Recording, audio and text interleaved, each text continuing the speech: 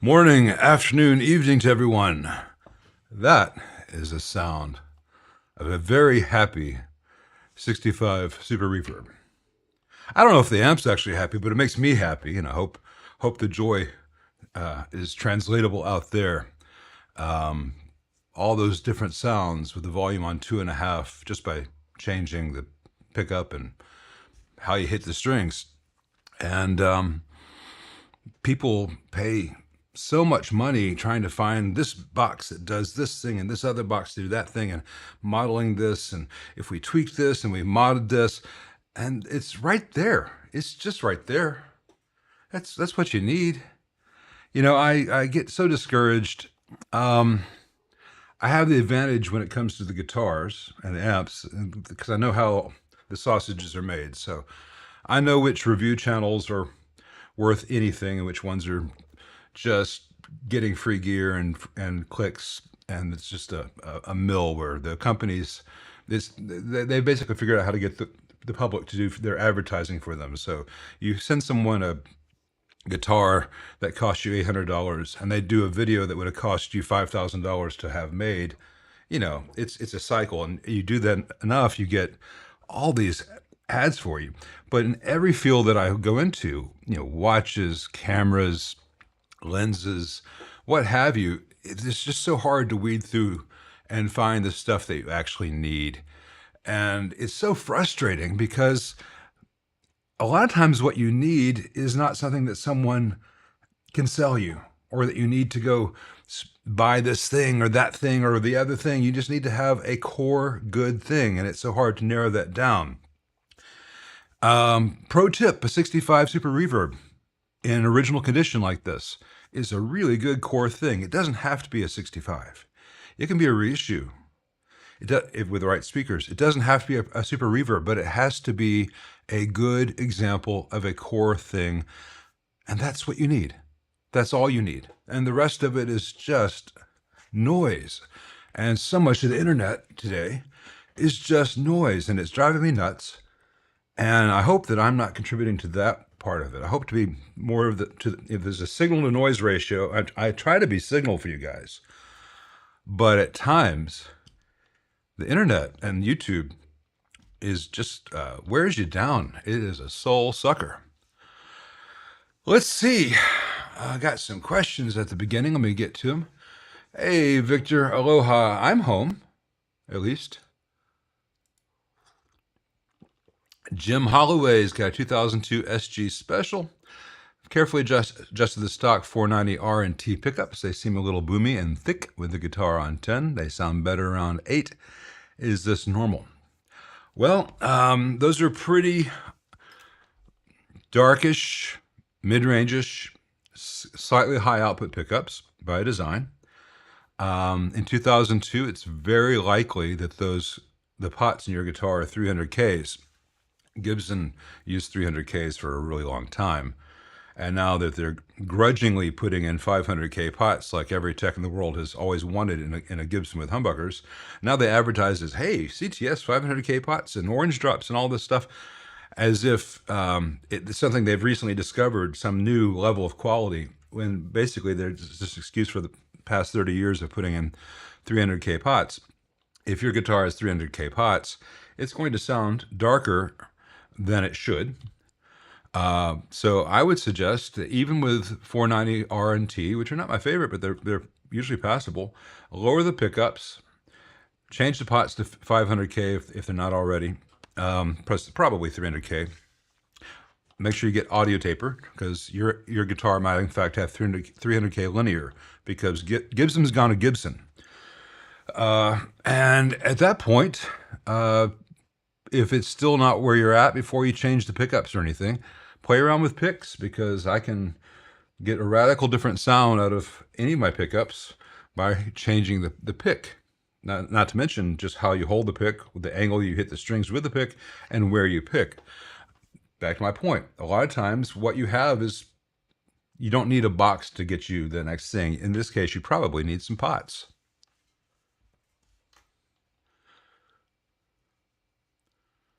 Let's see. And pots for a Gibson, you're looking, if you pay full retail, about $8 per pot for a CTS vintage taper from Mojotone. So you're looking at $30 to have a vastly improved guitar, no matter what pickups you may eventually put in it. Any humbuckers are going to prefer the 500K. Hey, Sash DC, bonjour. Do I have a favorite superhero? Cheers from Montreal, Quebec. I don't. As a kid, I did read comic books for a short while. And of the comic books, I always liked Batman and Spider-Man the best, because they had stakes. They could get hurt. And I certainly liked Spider-Man more than Batman, because Spider-Man was a kid with no money, and Bruce Wayne was an unrelatable billionaire who could buy his way out of a lot of problems. Spider-Man, he fell off a building, or someone could break his leg, someone could shoot him, he could be killed, and he had no money, and everything in his personal life was always going to hell. So I always related more to Spider-Man. I don't have the superpowers, though. I just have all the rest of it. So thanks, Marvel. Of the current stuff, there are movies that I thought were better than others, but I don't have a favorite. Let's see. The short answer would be Captain Hammer. And by hammer, I mean... Hey, Jim Jewell. Been thinking about building up a blackface Princeton Reverb kit from Stu Mack. What is my opinion on the kit compared to the original blackface Princeton Reverb, specifically the Transformers? Thanks. Well, hopefully you're welcome. The Stu Mack kits are the same as the Mojotone kits, as far as I know. Mojotone just has a wider range of them available, and Stu Mack has some of the most popular ones that Mojotone's offered. And I think it's just a way that for the Stu Mack guys to be exposed to Mojotone's existing customer base and vice versa. So it's good for both companies. But the good news is they're going to come with the Haybor transformers that Mojotone distributes, which is what they sell in their kits. And it's really good iron. If I had a 1965 Princeton here that needed any transformer, I'd go with the Haybor if it's available on the market. It's going to be very, very close. Thank you, Krista. I appreciate that. And Dustin's got some tostadas. That's good. I had a quesadilla asada for lunch yesterday. It was very good. And they even gave me the little grilled serranos, which, one was a serrano, one was a habanero. Not habanero, jalapeno. Tasty, but in moderation. And came with the salsa verde and the salsa rojo. The verde is the way to go, that creamy one that they do. It is so spicy. Makes me happy.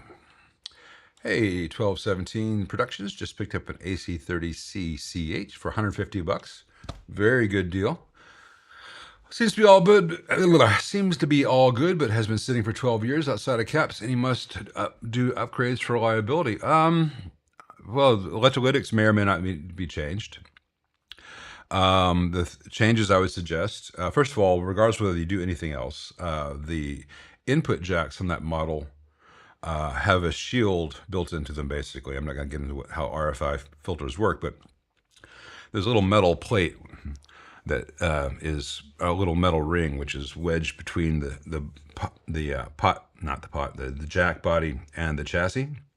And if that thing's been sitting for a number of years, take the jacks off, clean that area of the chassis inside with some isopropyl, clean those little metal rings and make sure they don't have any dust, any dirt, any smudge. Put them back, tighten them as tight as you can by hand, because if you use a tool, you'll crack the little plastic nuts. But you'll get much better response from that. Beyond that, R6 and R7 in the stock amp for 100K, those are the plate resistors for the first two channels. I always change those to 220K. The output tubes would benefit if you upgraded the screen grids to like 1Ks or 2Ks and change the grid stoppers to 3Ks. And then there's the effects loop issue on that model, where C109, I believe it is, might be 108. But anyway, it's the one which is in the effects loop connected to this send jack. So the whole signal goes to this cap and then goes to the send jack. And they made a mistake in the production where they're supposed to use a 2.2 microfarad cap, and instead they used a 0.22 microfarad cap. And so you turn on the effects loop, you lose all your low end. And the fix for that is to take out that 0.22 and put in a 2.2 or larger. You can use a 4.7 or 10 microfarad. And it's very nice at that point because it was built as the circuit designer intended, as opposed to what the factory actually did, putting a typo into productions. Those are the basic things to do with any of the CCs. Hey, Andy Talamantes. Hey, Ron Allen, just watched Brad's amazing last video and drawing out the schematic for Crazy Modded Amp. Great stuff. Yeah, you guys watch that after this if you haven't seen it. He had a poor Marshall in that some idiot had been at, and just when you do mods, you don't know what they do. Yeah, I've spoken to Brad a few times about that amp this week, and we compared notes and sighed for the state of the world together. I know everything that you're about to see in the next video too, and the amp's finally in good hands. Hey, Chris R. Hey, everybody. I'm not trying to ignore anyone in particular, or just Monkey C. Coy says 3K resists less, so it's rounder, paper, or plastic. I don't know what you mean. I prefer paper at the grocery store, but it's harder and harder to find paper bags. Thanks, D-Mac. Appreciate that. Spoon. That's right. In my opinion, is it ever worth the expense and effort of replacing working iron for tone? Example, AC15C1X or a Weber 5E3 kit. It depends on the amp and what the original iron are. On the CC amps, the output transformer did not sound that great, and the choke wasn't that great. And I often changed those out at the time for Mercury. Now I would prefer to use Habor, but there's a reason I don't. I'll tell you in a little bit. Other models, it doesn't make any difference. Like on the custom series versus the CC, the stock transformers sound fine, absolutely fine.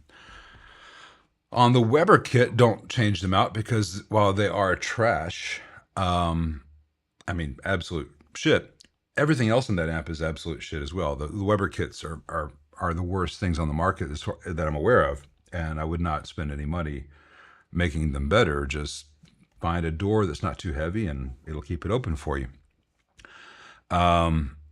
Other amps, for instance, 90s and early 2000s Korg era Marshalls and Voxes, while the iron was originally good, they have a big tendency for the power transformer laminations to buzz and for the whole things to emit a very noisy field, which gets picked up by the rest of the circuit. It gets injected at the high impedance node of the phase inverter, so that noise is always in the background.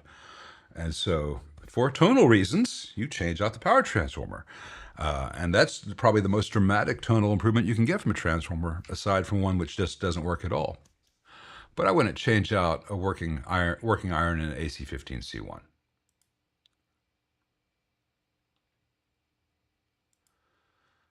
Can I talk a bit about TAD red-based tubes stop being dependable? I noticed the tube store took those off from their catalog. Well, hey, Emilio. Well, I'm glad they took them off because they're really crappy. And they were announced, and everyone's like, "Oh, thank God!" I got the new factory up and running. And the TADs apparently buying them well sorted or having them made to a higher spec from the new factory in China. And we all thought, well, this will be good. TAD's got a good reputation. They tend to make and or brand slash distribute really good stuff. And they shat the bed pretty much when the first 6 months of being available, and every tech I know who tried them had the same experiences, just really unreliable, bad tubes, priced about the same as the tongue saw stuff, which is generally pretty good, electroharmonic stuff, which is generally pretty good. So I was very saddened by this, not as saddened as the customers were who had to buy new tubes within 6 months. Hey, again, Chris R. Broke my cheapo acoustic from teenage years and do an upgrade anyway. Any advice on best value solid wood acoustic?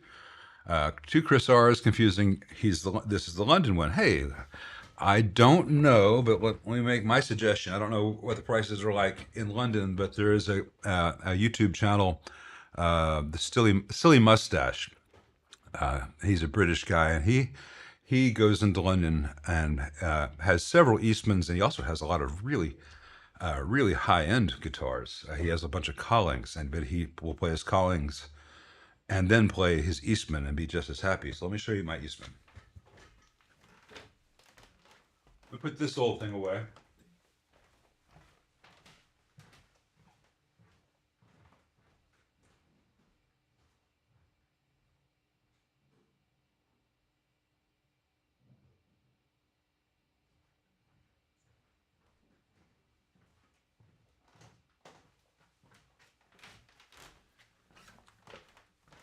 I'm going to take your text off the screen so you can better see what I'm talking about here. And I'm going to turn off the fan and turn off this thing and turn off this thing. Just a second. Almost ready for you. And see how close this is to being in tune. The weather's changed 20 degrees in the last 3 days. Close enough. I'll tune it up a little bit as we go.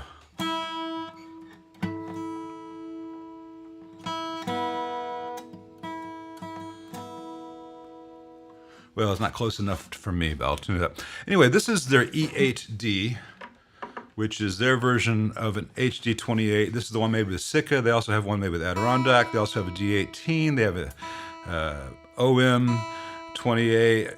They have an OM series stuff. And then they've got some cutaways and other models, but I was primarily interested in their Martin styles. They also have some Gibson slope shoulder styles. And while they are made in China, they are made in China by a company apparently that's been making violins for a really long time. And they really do buy good wood, and they season it. And they're made really well. It's made to a price. Has a scarf joint, not a solid neck, but it's not been a problem at all. In fact, a scarf joint technically can be stronger than a solid neck.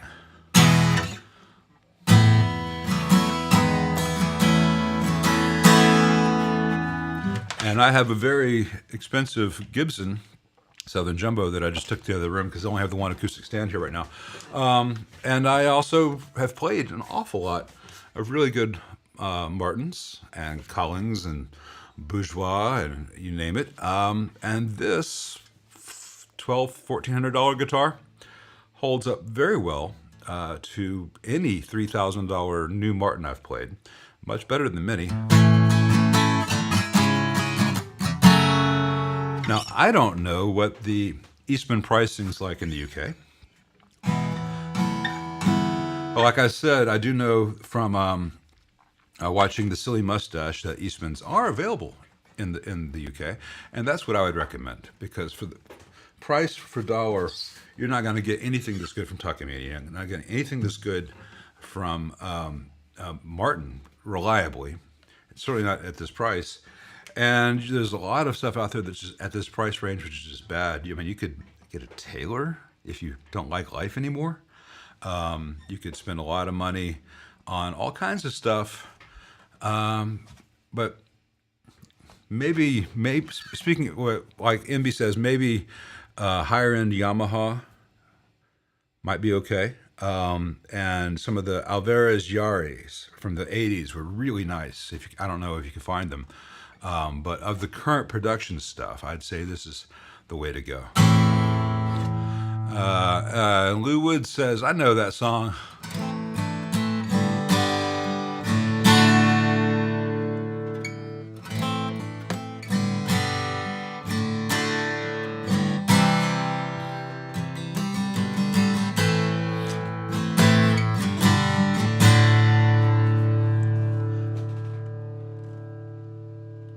And I do. Yeah, I got to do the. When you're doing the page, you got to do that. You can't see it, but I'm doing a kick at the same time with my dragon pants. The bourgeois touchstones are good too. Yeah, the bourgeois touchstones are actually being made to bourgeois specs by Eastman. So that's a collaboration. Let me turn that fan back on so I don't die now.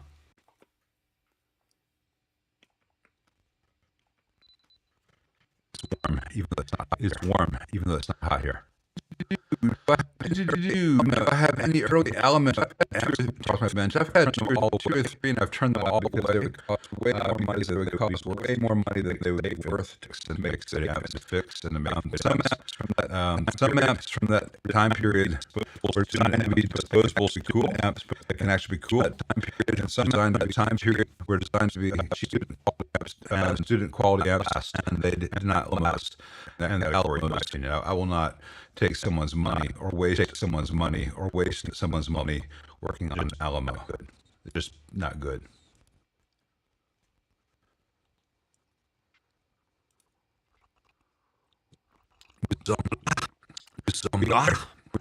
We are here. We are there. We are there. Sorry. That's right. Sorry. When we were in the Marais, we found the bibliothèque. Let's see. Murray 22. Sports Lounge Channel 2204. Lower Channel Jackson. Our stereos between Jackson. Our like 12 bits, but didn't find a way that kind of give away that. Yes, it's nice. It's in the middle. That's so nice. It's in the middle of a live stream where the people who like to steal ideas don't seem to watch these things because I talk about stuff like that they don't like. All right. So if you get a stereo input jack versus the mono input jack, then you can detect when something's plugged in. Because it's plugged in, when something is plugged in, the ring will be grounded. When nothing's plugged in, the ring will not be grounded. So if we plug into the high gain input on a 20, you're not plugged into the low gain input, then there could be grounded, which is not grounded. But you plug into the low gain input instead of the high gain input, then all of a sudden you have a ring terminal on the jack, which is now tied to ground through the guitar plug. So you have a switch, which means that you have a switch. And we're going to use that switch in a 2203, 2204 to put a 4.7K resistor, maybe a 2.7K resistor. Your choice with parallel with like a 4.7 or 2.2 nanofarad microfarad.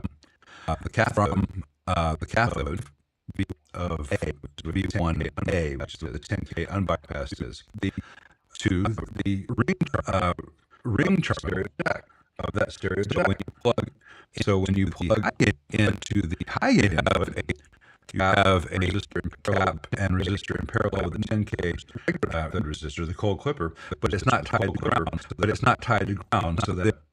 it's not there. In this case, you have the stock with the 10K for the cold clipping plug into the low gain input, but you plug into all of the input, and all of a sudden you have a lot more gain out of V1A, the second gain stage, and it's a 5-pass range across it, put a bypass cap. That's it to that, and so that's the trick to that. The other thing you can do, because there will be a when you do that, because you're going to have a new path to flow when you do that. Current you can put when you do that is you can put a 7.7 to 10 meg ring from ring to sleeve on that jet.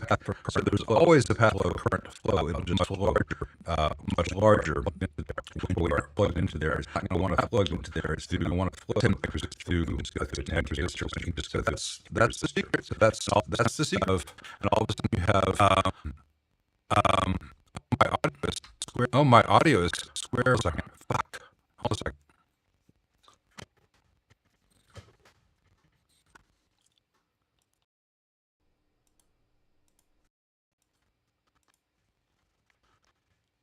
How's the audio now? How's the audio now?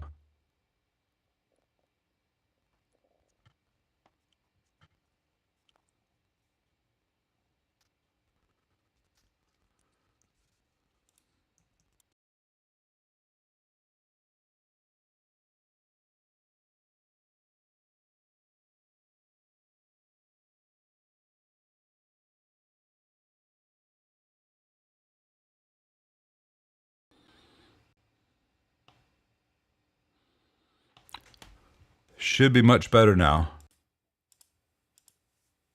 How's that?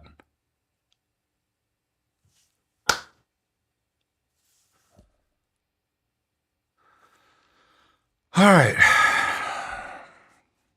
Sorry. I did not do this in my testing this morning when I had the amp.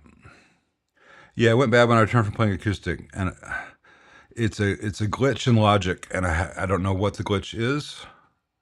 I mean, I know what the glitch is, but I don't know how to predict it. Are we good now? Let's see when. Fuck. Sorry.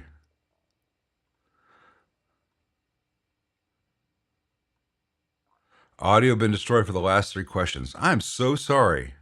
1s and 0s have entered the chat. Fuck. Okay.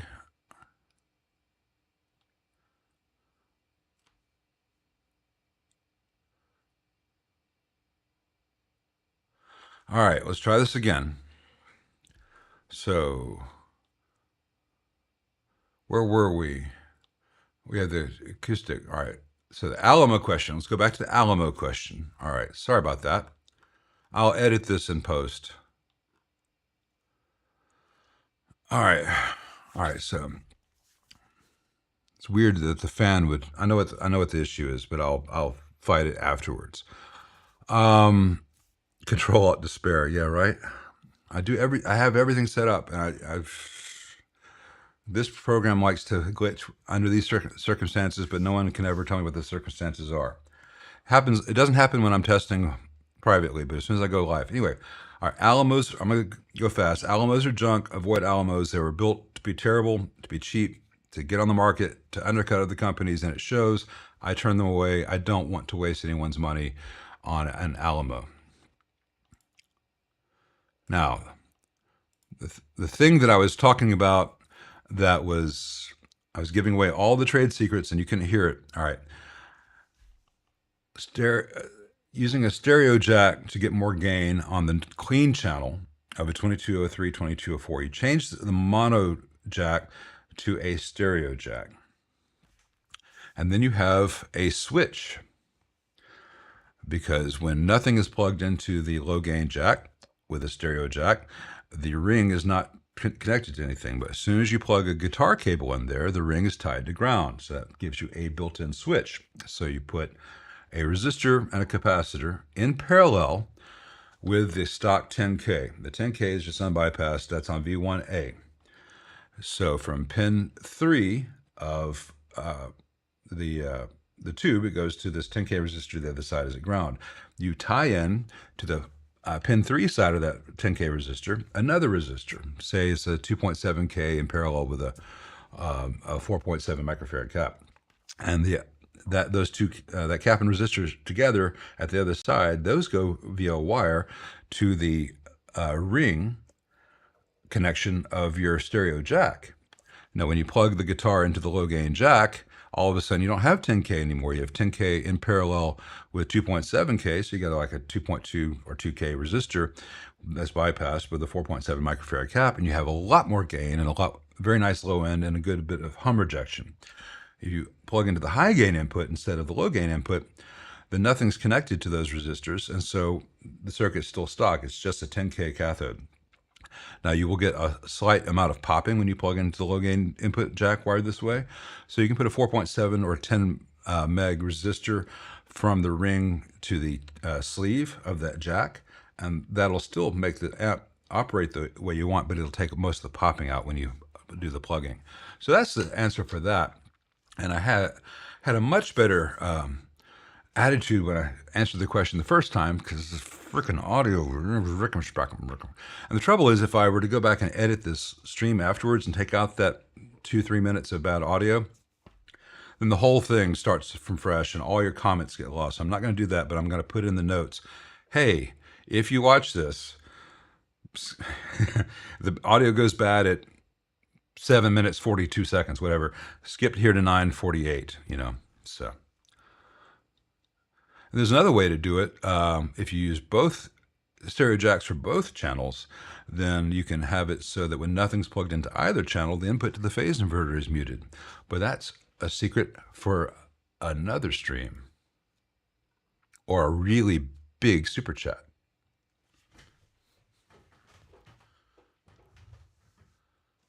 Let's see. Hey, Yokem. Owns 2 Ampeg SJ12Rs. Wanted to change the speakers with an orange JBL. Done. Great sounding with the other Weber design Alnico speaker, but the power tubes are in the way. Bad design Ampeg. Well, Alnico speakers are big, and a lot of combos were designed for specific ceramics, and so whether it's that or it could be a silver face champ. There's certain speakers that you can fit in those things, and certain speakers you can't, and Alnicos take up more space. So some amps you just cannot use Alnicos.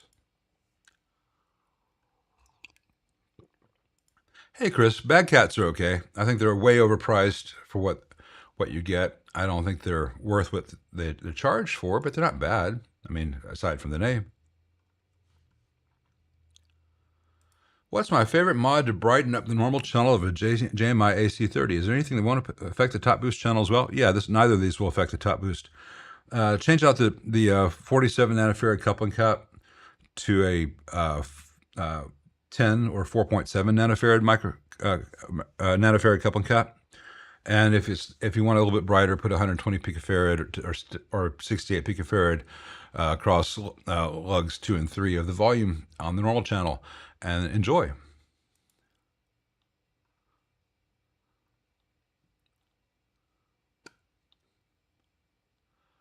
Hey Sash, always been intrigued by the big sound a Fender Twin Reverb gave. Could one get by with the Fender Deluxe given lower wattage? Small iron, single 12-inch speaker. Would I suggest 65 or 68 version? Well, first of all, never buy the 68 version. The 68 versions for all the Fender custom amps are garbage. Buy the 65. Second of all, if you want to make your Deluxe Reverb sound more like a Twin Reverb, there are a few things you can do, but the easiest one is just to add a mid spot or to find the 6.8K mids resistor and either change that out or put another resistor in parallel with it. Because if you play a twin, most people play the mid spot on a twin about noon. Mid spot on a twin is a 10K audio taper pot. At halfway up, that's about a 1.2K resistor. So instead of the 6.8K resistor in the Deluxe Reverb, try 1.5K resistor, or put something in parallel with a 6.8K to get to that same 1 to 1.5K range. And all of a sudden you have the mids like you associate with a twin. Then you also have to have the right speaker, because the classic speaker for a twin is a Jensen C12N, and the classic speaker for the Deluxe Reverb is an Oxford, which is a very mid-range focused speaker without a ton of low end. So I would suggest, if you want to turn a Deluxe Reverb into a tiny twin, the simplest thing to do the mid thing and put in a warehouse G12C and be thrilled, because you're going to have 99% of a 22 watt twin reverb at that point. Hey Alex, yeah, you should turn your app on once a month for at least an hour or two. Best to play it a few times while you can, but at least keep the electrolytics wet. It sounds like a joke, but it's true. The worst thing for your amp is to sit with no power for long periods of time. Hey, Rockin' Chair Boogie. I got an Avalon U5. It has a hum if you press the speaker button in. I want to sell it, but I'd like to be gone through and was wondering if yeah, I'd be glad to. Get in touch with me. Probably something simple, but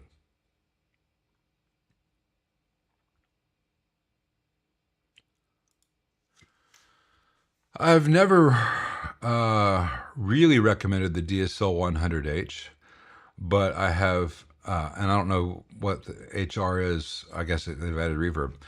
I've said that the DSL 100 is better than the old JCM 2000 DSLs, much better than the old JCM 2000 DSLs. But the new model is just okay.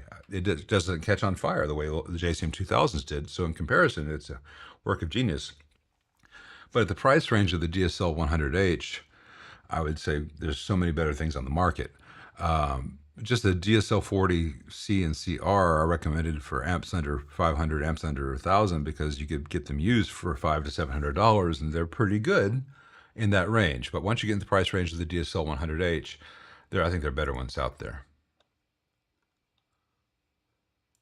Yeah, Josh, these I hate to sound like an ad, but yeah, I'm really grudgingly happy with the D'Addario XS's. They sound really good, and they're holding up great.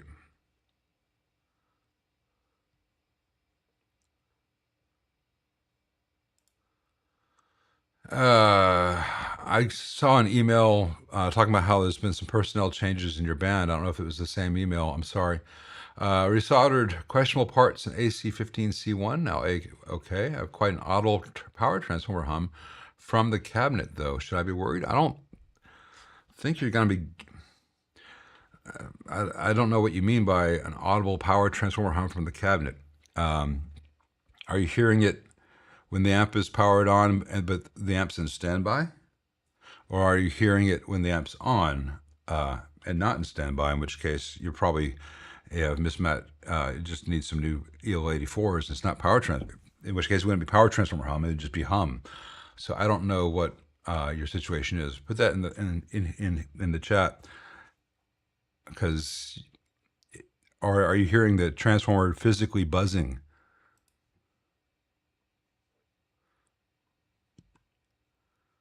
Not from the speaker, but from the cabinet. Well, it could just be loose, but I've not run into that. Tried a new Epi Hummingbird, something not quite right. Well, yeah, I think the logo is the first giveaway. I'm sorry about the audio. I'm skipping to the end of the audio comments. God damn, I hate when that happens.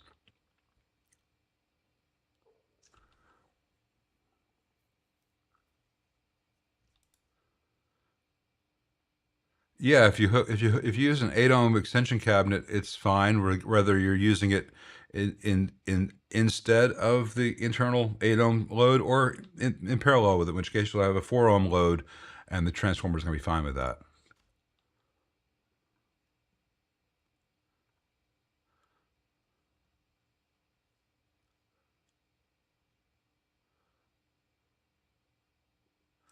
Hey, Otto, I am doing great. What would I advise as a good sounding attenuator for a 50-watt amp? Thank you.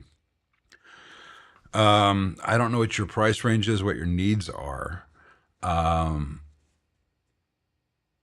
you need to be able to record it? In which case, you could look at the SUR, Auxbox, and Fryette options, in case you're going to have IR outs. Or do you just need to be able to turn it down a bit, which case I'm not quite sure what the best thing on the market right now is. I don't keep up with all these things. I research them as needed, or you might be better off putting a master volume in the damn thing. I don't know if it's better for you to do that, depending on the amp, versus dealing with the speaker attenuation, because the speaker attenuation, to do well, can cost a lot more than having a master volume installed, because there's heat involved with the speaker attenuation. So, I mean, the SUR without IRs is like $300. with IR is like 600, and the Fryette and the aux box are like 1400. So you know, master volume is like a $150, $200 install from a good tech.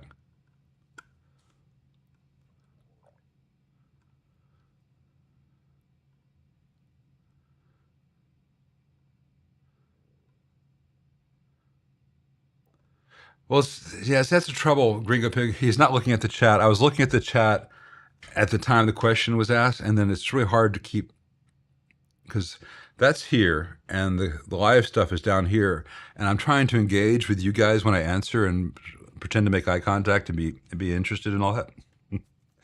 And so sometimes I don't see what's happening live. I really need someone to watch these things live on my behalf who's here, but Nikki's got better things to do. I haven't had this happen in a long time. Actually, let's try something. All right, I want to see if it happens again before we get to the next questions. So let's get to where the audio was sorted. And Chris R., I appreciate you getting my attention with the audio warning super chat. Let's see. Still delayed. Chopping audio. Terrible. All right. Fixed. Oh, thank God. It's sorted. All right. All right. So maybe I did the whole thing just so you want to get that trade secret. All right. I want to test that again, and I want to watch the real-time reactions. You guys can tell me if and when the sound goes weird. So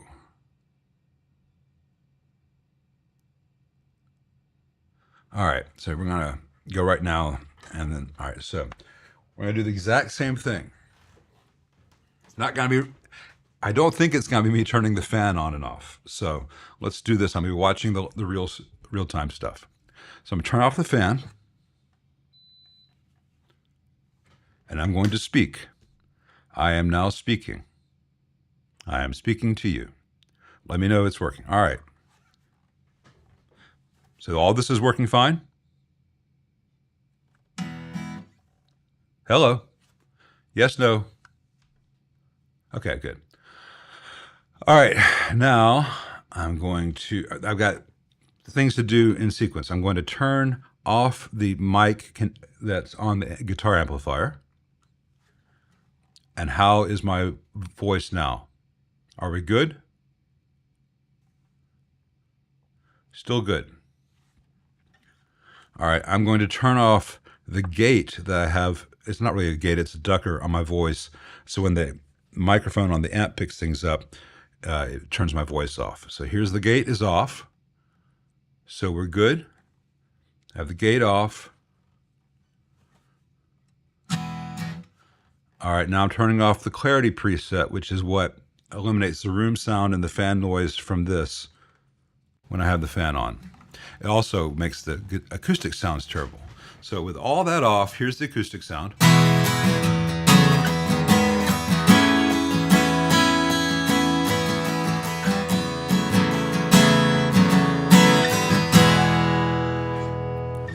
All right, so that's where we were. And then I turn the clarity back on, and how's the voice? All's good. I turn the gate back on, even though the mic's off for the amp. Now here's where I think it happened. As I turn the amp mic back on, how are things sounding now? Everything okay?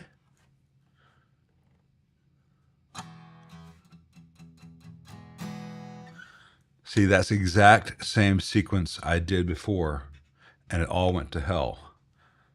And okay, but slightly phasey. Shouldn't be phasey in the slightest. All right, so that's the same thing that happened before, only last time it crashed and burned. And the fix that I did was I closed and reopened Logic, but Logic, when it acted up, had only been on for about 30 minutes. So it's really hard, and I can't. If I hear what I'm saying to you in real time, there's a delay between when I speak and when it would come out of the mic. It would drive me nuts. For the same reason, I can't sit here and listen on headphones because I could only monitor my voice in real time monitoring. Otherwise, it'd drive me nuts. Otherwise, I'd be hearing myself back 30 milliseconds later, 30 to 80 milliseconds later, which drives me nuts. All right. Yeah.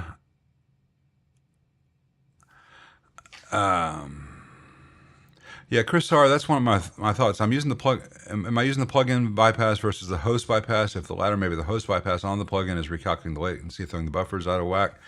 I am on the gate and clarity. I'm turning the plugin on and off on the channel. That's both on. But those are both on the vocal channel. When I turn the amp off, all I'm doing is muting the mic on that channel. I'm leaving all the plugins on that channel alone. So I've got the buffer settings maxed out. They're all at 1024, and I've got tons of RAM. So I don't know what the deal is. What I did before, which fixed it, and it hadn't happened until today, and that was several months ago, is I deleted all the paths to my plugins in Logic, then had Logic recreate them. So I'll do that this afternoon after the stream, and maybe this won't happen again for some time, but it's so frustrating. Well, thank you, Lou. If I were doing live sound, I'd be listening, but it's really hard to do live sound for oneself. In theory, I'd have some kids sitting over there reading, putting comments on the screen for me and tell me if the sound goes weird and all that stuff. Self-producers. No, it's not the CPU. It's got to be a Logic bug, because I'm doing real-time stuff. Let's see. New York Geology just bought a B-stock Eastman E10M for $450. I believe that's the D28 version. The D18 version, and that's a really good guitar. That's a great price.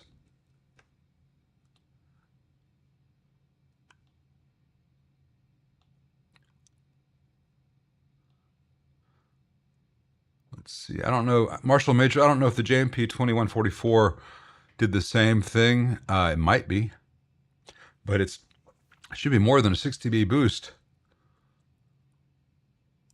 Audio glitch wasn't as big a deal to those that grew up listening to Radiohead. Well, that would include me if the premise of me having grown up was at all accurate.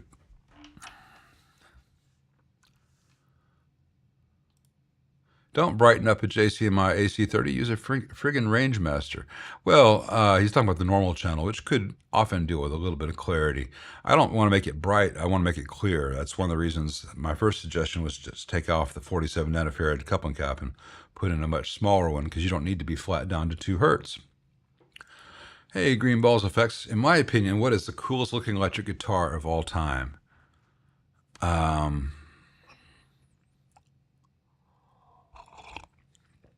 There's not one.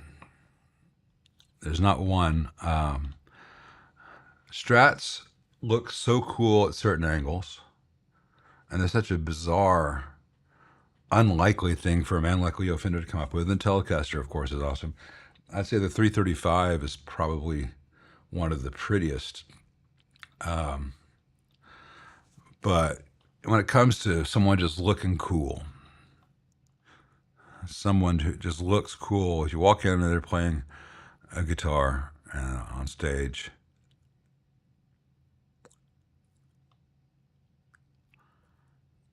you don't get a lot cooler than Jeff Beck or Jimmy Page with a Les Paul, but none of them look cool. I don't look that cool with one. So Explorers are awful cool looking guitars. They're awful things to have and around your neck and to tote with you from place to place, but they look so good and they sound really good. And I have a soft spot in my heart for some of those weird 60s Yamahas with the space age body shape and the weird headstock. Those are very ahead of their time. I like those a lot.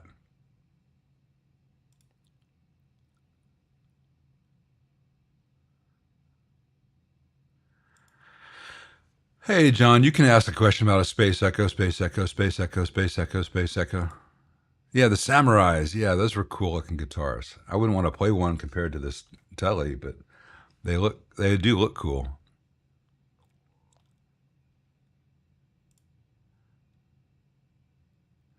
Hey, Bill, would this work? Front 50.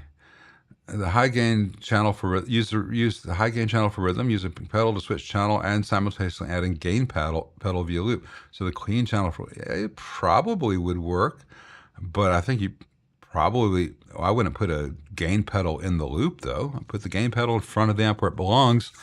And why would you need to use the clean channel or the gain pedal for lead? Just it would work, but I don't think that's the way to do that. I think you just use the Runt 50 and you set it to be your crunch sound and you roll your volume down to clean up. And if you want more, use a boost pedal in front of the Runt 50, not in the effects loop. The effects loop is for time-based effects. I wouldn't put gain effects in the loop unless you're trying to turn it down, in which case you could have a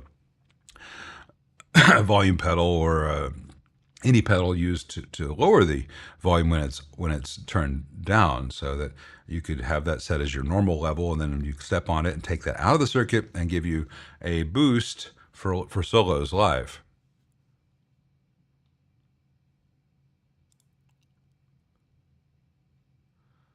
Which stock Fender style amp would I recommend to put high gain distortion pedals in front of without sounding harsh or crapping out, but still have usable clean tones live? Cab has appropriate speakers. Hey, Plum Bum.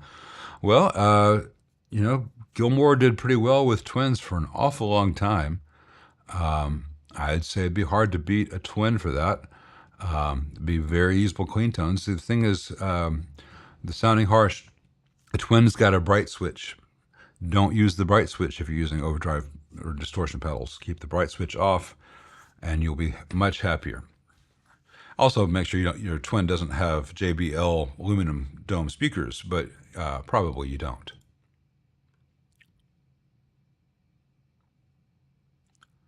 How would I do a galactic ground scheme on the Vibe trim channel of an AC30? I personally would love to see a video on that. Well, the trouble is, Cartoon Baboon, is that on a JMI, I don't want to reverse engineer the entire thing because there's so many grounds on those fragile boards. And if I were building an amp from scratch, not many people would want to pay for a hand-wired, hand-built AC30 tremolo circuit. Most people just want the top boost channel. So I do partial galactic grounds when I mod a JMI, in that the 30 microfarad filter cap for the vibrato circuit, I will often not ground it to the little tag that physically holds it to the amp. I'll run a wire and take it to where it needs to go inside the amp, so that I like to have all of the preamp stuff ground reference to the ground of the preamp section of the amp, not of the chassis. So I do things which I move grounds in JMIs, but I don't move the entire thing, because it would be a lot of work, a big labor charge, bring the potential for more damage, because you don't want to touch anything on those unnecessarily, for a modest improvement in sound. The stuff I do by moving the ground chassis connections already gives a large decrease in ground noise and issues. So you got to choose your battles. The power transformer is physically buzzing. Well, make sure it's not just loose, but if you need to change it out, contact Vox and see if they have a replacement for you, maybe even under warranty. Hey, XGen Session 1, if you have a deployment for 7 months, well, thank you for your service. Does putting an amp on standby keep the caps wet? No. I want an easy plan for my wife and kids to care for it. Okay. Once a month, have your wife, I don't know how old the kids are, wife or maybe the kids, if they're older, turn it on and wait 5 minutes, turn on the standby, and let it run for 30 minutes and just turn it off once a month. And it won't take them that long to do it. And if they forget and it's a week late, nothing will go wrong. It's just a good way to protect your investment. But sadly, turning it on in standby will only wet the first reservoir stage. The other caps will not be turned on at all. Hey, John, I have worked on one, and I don't ever want to work on one again. Same for the Echoplexes. It's a whole bunch of tape alignment and azimuth stuff that I don't have the tools to do repeatedly, and the guys who do that's their world. But they are really fun things when they're working right. All right, so frustrating when your audio goes to hell and there's no variable that you can nail it down. Hey, Greg Boboski. All right, so everything seems to be working good now, working well now, sorry. All right, slightly phasey. I don't believe it was phasey. I don't buy that. I know what the sound was because I've experienced that in a stream. Oh, that was like 4 months ago now. 69 Deluxe Tribe and changed the speaker. Forgot to plug in the new speaker. Burned a couple caps. Text fix. Attribute it to that screw up based on my previous video. That shouldn't have done it right. A 69 Deluxe, the output jack is wired so it should be normal to ground. And so if you did not plug the cable for the speaker in at all, it should not have been damaged like that. If you plugged in the cable, but the other end of the cable wasn't attached to the speaker, then yeah, it would mess that up. But I suspect that it was going to burn those caps anyway, and then it burned those caps, and that was coincidental, unless the speaker was not connected to the cable, or you plugged into the wrong, plugged in partially or something. But usually that's got a total load, 0 ohms. It is well loaded, which protects the output transformer. So I think your amp was due to fail.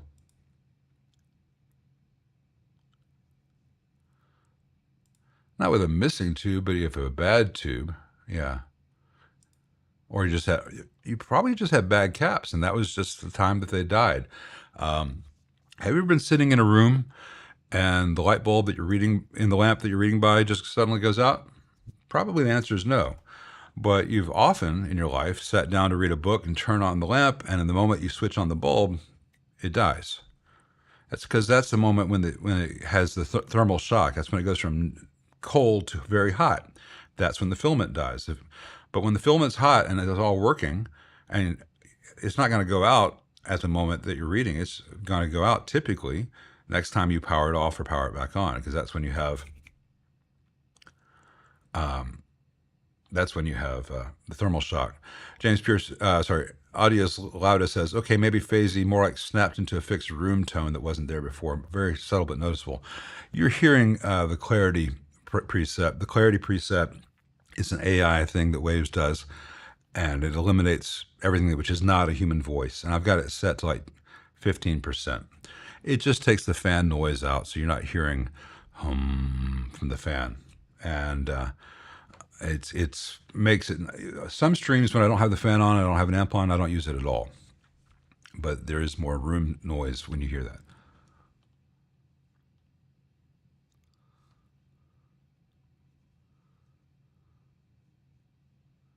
Yeah, that's the thing, Chris, but it's got to be a latency thing, but it's weird because there's no other way to control it unless I were to do something crazy and go in there and say, all right, keep the plug-in on, but change the percentage from 70% to 0 or whatever. The thing is, most of the time, it works just fine like this, but I'll do a test later so you guys aren't affected.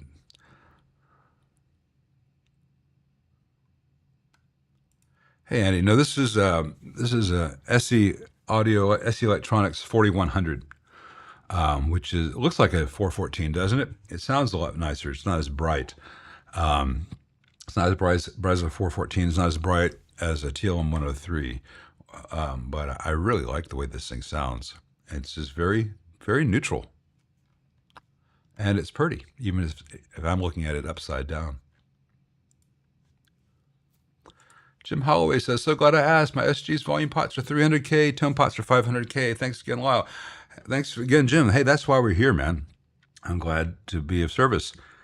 Let me see if they have them in stock. Well, I can't do that because I don't, your SG actually probably, I can guess. SG is probably going to be the short bushing pot. Let's see here. Mojo tone.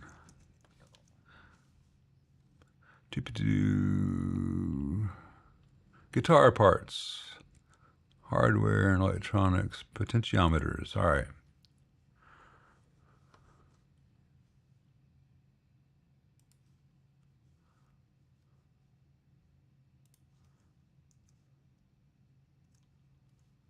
All right, there, Jim Holloway. Follow the link I'm posting right there. Buy 4 of those. You can buy pre-wired harnesses off eBay for a lot more money and get unknown quality stuff. You can buy all kinds of stuff. That's the one that you actually want. That's the short bushing, which should work on the SG. They've got long bushing ones as well, but that's probably the one you want to get. And your guitar will sound better, and keep the PAFs as low as you can until you get to find the tone that you want. Yeah, I'm inside and I'm live in front of a whole bunch of people. What is it, sweetheart? Don't be sorry. You're allowed to ask me questions, but I prefer a super chat next time. Hey, Chris. Again, my niece is getting into guitar and surprised us all by sticking with it. That's good for her. I'm thinking of giving her my AOR 30 combo and replacing that empty space with a Sir Ombre. Am I a bad uncle? Have you been happy with the orange? If you've been happy with it, she'll probably be happy with it. And the trouble is, if you give her the old orange and buy yourself a Sir Ombre, and she practices a lot and she gets better than you may have to swap back. So could be incentive. I think you're a good uncle. That's very kind of you. All right, we're going to take the first of 2 intermissions.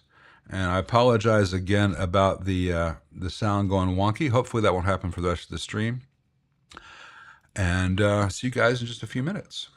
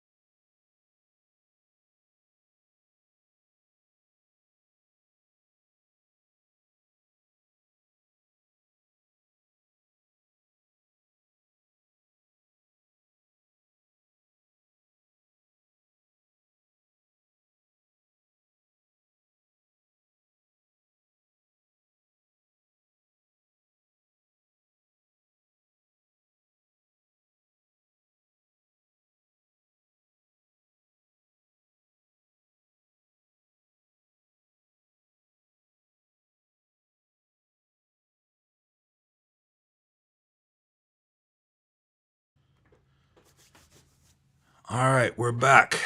Please, please, please let the audio be okay. I see a gap between when I speak and when I don't, so on the meter, so it's not doing the echoing thing. Before we go forward, I'm going to be moving some pieces of gear in hopes of funding a new photography-only camera. So before I put these up on Reverb or eBay or something, I thought I'd offer to you guys. Basically, what I would do is I would go on Reverb and eBay and see what these things are selling for, and offer them to you guys at a very good, realistic price.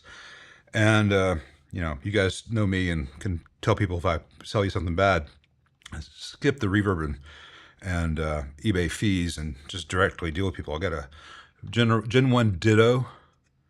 I imagine it's probably like a $40, $50 pedal these days. It still works great. All these have only been used in my studio. Strymon Flint V1. Doesn't have the rubber feet anymore, but it's got really good Velcro. An old H&K Redbox speaker simulator. This one might be just like $30 at this point, but this used to be really sought after. And I haven't checked to see what these are going for. It might be something that someone would have use for. Gen 1 Polytune. Still a good pedal, but I've got the new smaller one with a buffer. But this is a fantastic little tuner. And a flashback in perfect shape. I bought it, liked it, but that's when I got the HX Stomp, and I just use that instead. So if anyone's interested in those, reach out to me, and we come to a good, fair price based on what these things, what the market is like, and no one has to deal with enriching Fender, Reverb, or eBay, or any of those people. They can just enrich ourselves. Let me know. Sorry, I don't have any Zen drives or other things. Actually, I have my homebrew Zen drive. I'll probably sell at some point, but not right now. Have I seen the piano key teleneck? That's new. No, I have not.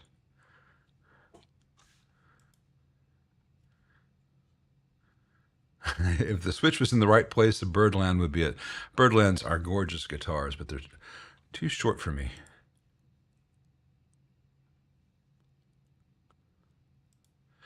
Hey, Busker, I'm thinking of getting a Marshall JVM 410 combo. I'm wondering about long-term reliability. Things like DSP chips, transformers, and board be repaired or replaced. Thanks.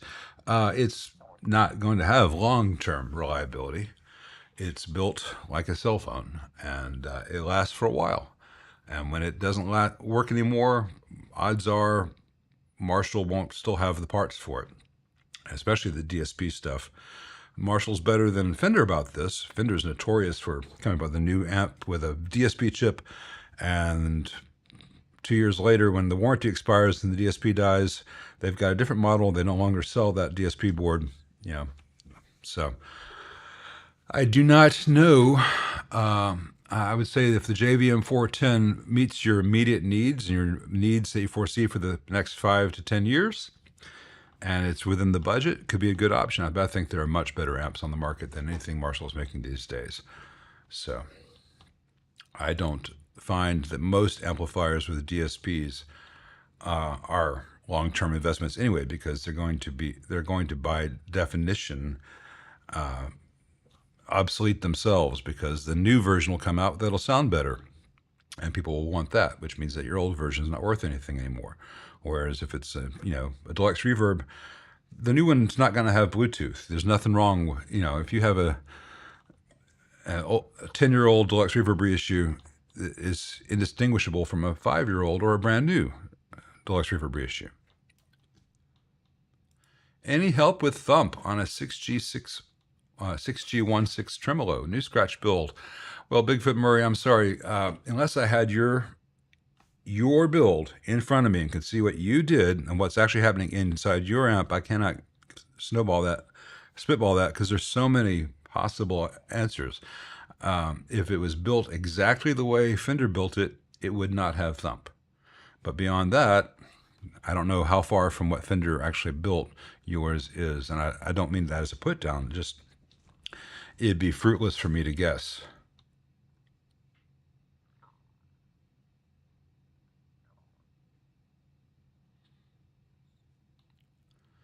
My reissue 68 Deluxe Reverb's reverb doesn't work, Alex DeSanto says. Just hissing. I pulled the tubes out and replaced them, but no luck. What do I think the main issue could be? Probably the reverb tank, but make sure that the cables aren't just disconnected. You've got a cable, you've got RCA cables, just like you connect a stereo with.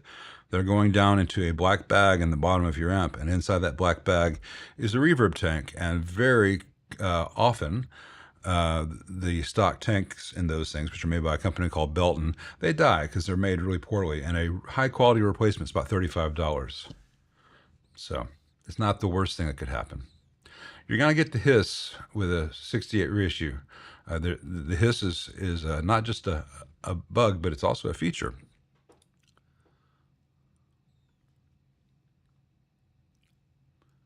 What do I think about audiophile components in guitar amps like ultrafast diodes and polyfilter caps? Best regards from Italy. Well, ciao. Ciao, and grazie for being here, man. I think they're not going to hurt anything, but they're not necessary. You mean polypropylene or polyester or polystyrene? If you mean polystyrene, then they're good, but they're very fragile, prone to microphonics. Polypropylene are very quiet with a great transient response, but a little bit oversold. Polyester is usually closer to what was traditionally used in the amps. Ultrafast diodes don't matter that much, but it depends on what you do. The Freds, over the top. The UF 4007's great, because I usually looking when I do a big bulk order, I see if I can get a better deal on the UF or the one ends. They're frankly interchangeable in guitar amps, though the UFs aren't going to have as much switching noise, which is not always even audible. But it's not the use of those components is not a reason to say, oh, that amp's clearly better than this other one.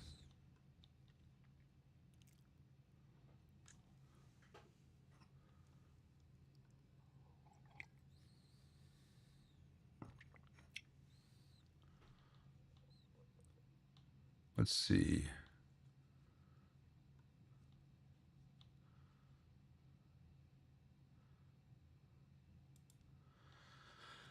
Well, I've had the BR6, I think. It was really cool. I've had various Supros and Valcos, but they're all over the map as far as the build quality and how they sound. I've worked on a bunch of old amps, but the trouble is a lot of those older Valcos and Nationals and such were very much made to be very inexpensive to put on the market as fast as possible to capitalize on this new electric guitar boom. And they weren't designed to last 5 years, let alone 60. And here we are 60 years later, and people expect magical things from them. And it's just not really realistic. What are my views on the JTM45 Britone amp made by Robert Hudson? Well, based on the nature of your question, I assume that an amp called the JTM45 Britone amp exists and is made by someone named Robert Hudson. But that is the total sum of my knowledge of that amp. That is the total sum of my view on that amp. I don't mean to sound rude. I don't know anything about that amp. It's the first I've heard of it. I hope it's great. What is the coffee today? I think we're on Maxwell House French roast today. Sometimes it's community cafe blend or cafe special. I don't remember, but I think right now Nikki got a deal on Maxwell House. It's only like $10.99. It's supposed to $12.99. When COVID hit and everything went through the roof, I stopped buying expensive coffee and tried some things and found that Maxwell House French roast was not only standable but enjoyable, and was like $7 for a large container, and it is now typically $14 for a large container. And so the market is crazy. Aren't those big friendly giants? Not sure what you mean, but I like me a big friendly giant. Hey, Scott from Baltimore. 65 reissue Super Reverb says, parallel output jacks, 2 ohms minimum. This means I can't use the built-in with an external, right? And why does the main jack have a switch that shorts it out when unplugged? Well, you can use the built-in with an external, but it's not recommended because you're right at the cutting edge of what the transformer can deal with. Other Fenders you can run in parallel much more easily because they're going to be a 4 ohm or 8 ohm load, so you can mismatch. If you absolutely had to, you could probably pair that with a 16 ohm cab, parallel with a 2 ohm, and you'd still be just around 2 ohms. You don't want to pair it with another 2 ohm cab. But also, you don't really need to run other cabs at the same time as 4 10-inch speakers. It's a lot of surface area, a lot of air moving already with the stock 4 10-inch speakers. But it has parallel jacks not only because the hole was already in the chassis and the rear plate was already designed and that's used for all the different amp models. But what if you were to use your Super Reverb with 2, say Bassman cabs, each of which is 4 ohms? So you'd have 2 Bassman, like one's a 2x12, one's a 2x15. That was a doable thing for someone who might own a whole bunch of Fenders during the 60s, and they could run their Super Reverb into these other external cabs, and as long as they're still reaching 2 ohms, they're good. The reason that the mains jack has a switch that shorts it when unplugged is so that if you operate the amp with nothing plugged in, it's not going to kill itself or burn out the output tubes. It's a safety feature.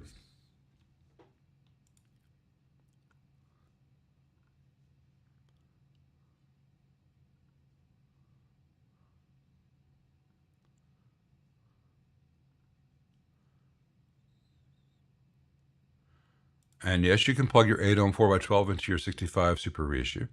You'll be instead of the internal, you'll be running at 8 ohms versus 2. You get a little bit less output from the amp. You get a little more output from the 4 larger speakers. So you'd lose a little bit of total volume, but not so much that you really notice. And you get a little bit lower headroom because the mismatch of impedance won't hurt a thing.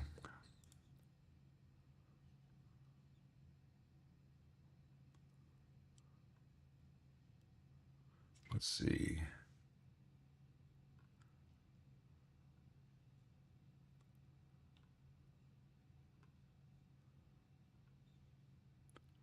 What's my coffee of choice? My favorite of the available in the grocery store coffees I've tried, French Truck. Can't remember which one it was. It was some New Orleans branded thing, but the French Truck was great. And I like the something Pete's as well. I can't remember the name of it, but it was too expensive to keep buying after COVID hit. And I've remained a cheapskate. Of course, now this cheapskate has to pay at least $10 for a thing of coffee. But I remind myself I used to get 2 cups of coffee at a coffee shop a day, so I was spending $10 a day on 2 cups. Now I can get a week's worth for $10. I just stay at home. I stay at home and I drink my coffee and I save money. What are my thoughts on the Marshall DSL 20CR? It's garbage. Avoid the 20-watt version. The 40-watt version is fine, but the 20 is just a bad joke. I've gone into that in a video on one, and my buddy Brad at Brad's Guitar Garage has a couple videos on the DSL 20, and it's just an insult to people that they made it that way. They made it. Avoid it. Don't reward people who insult you. Any thoughts on the new Vox hand-wired series? I've not tried the new one. I've dealt with plenty of the old hand-wired series, and they have all been marketing. While I would love it if the new ones are just fantastic, they've had 60 years to come out with a good hand-wired amp since the end of the JMI era. Well, a little less than 60. JMI era ended in 68. And ever since the 90s, we've had various anniversary hand wired. This time we get it right. This time we mean it. And it's always Lucy holding the football, and people keep kicking at trying to kick it, but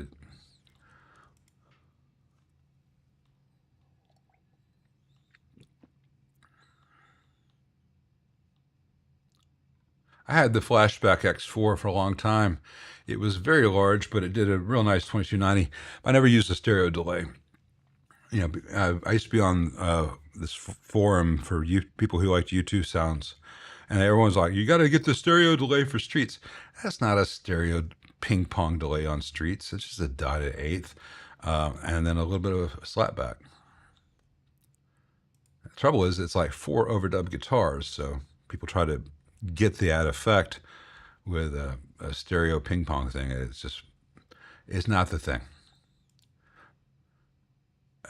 A really great guitar sound usually sounds really great in mono. Hey, Jeff Dornan. Best sixes for this year for combos, still electro harmonics in my experience.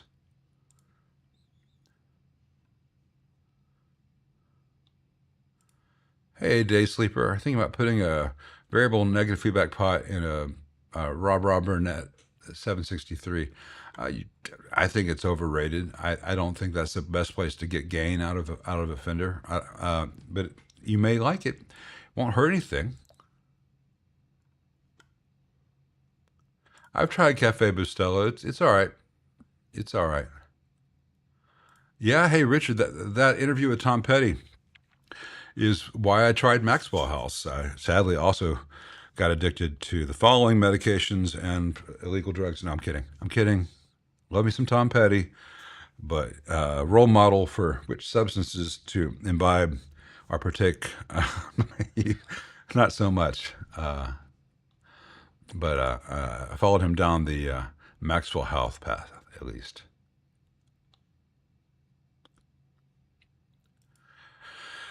Hey again, Bill. Regarding extension cab for vintage deluxe, if I were to have one made, what cab resistance would be ideal? I want the combo speaker and external on simultaneously. Well, ideal would be 8 or 16.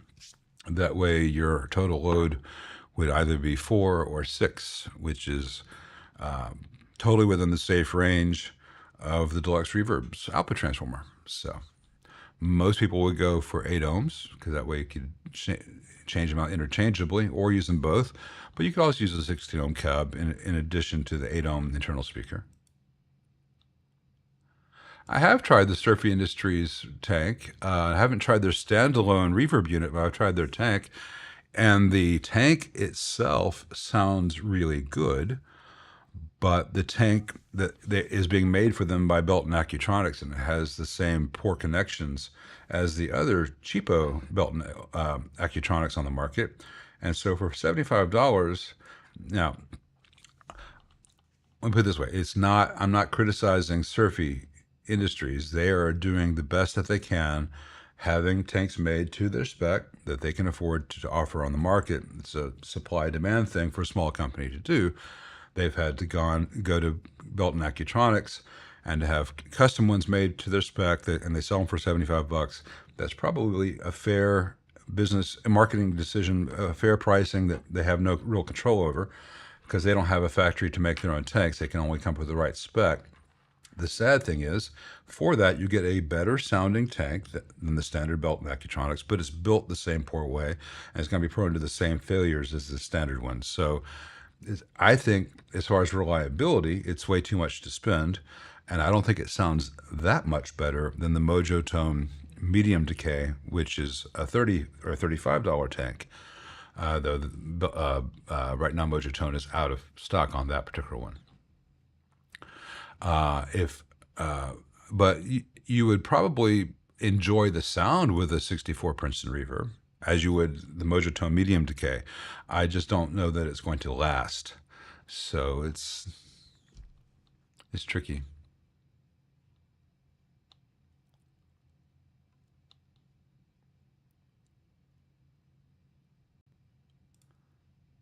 It won't hurt your super reverb to run it at 4 ohms. That's fine. You'll be fine. Well, Dustin, there are things I want to spend money on, and I drink a lot of coffee, And so I can save some money by not splurging on the best coffee. Though if I go someplace and get a really nice cup somewhere, I do take note. I don't drink a lot of beer, but when I drink a beer, I want it to be very good. It's a really lovely afternoon. Nikki and I are going to walk down and get a beer after this, and I'll pay for a very nice pint. But I don't keep 6 packs or 12 packs sitting in the house. But if I do buy beer for the house, it's going to be something good. I mean, I guess my baseline would be Modelo Especial. That's a good everyday beer. But I tend to want something. I like Boddington's, I like Smithwick's, of the stuff that's available in the States.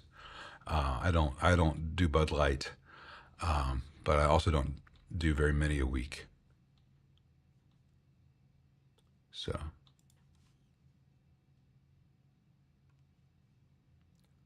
Yeah, Pete's Major Dickinson's. That's the one, Ted. I enjoyed that one a lot. That was a good coffee, but it was too expensive to routinely pursue.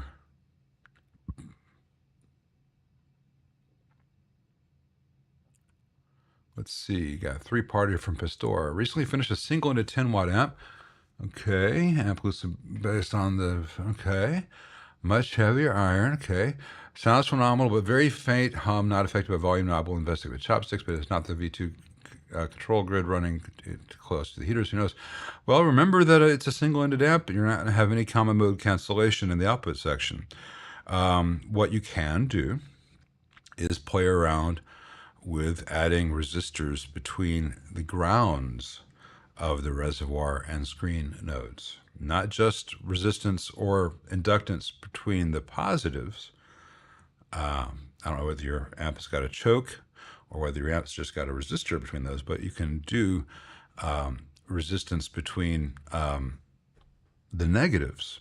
So have it go to ground, have the reservoir cap go to ground at the same point where the screen node goes to ground, but run it through like a 200 ohm 10-watt resistor or something. You can also add additional filter stages. For instance, say you've got a Champ and it's got a 5Y3 rectifier, but you can only have 30 microfarads on its. You can only see 30 microfarads before it fails.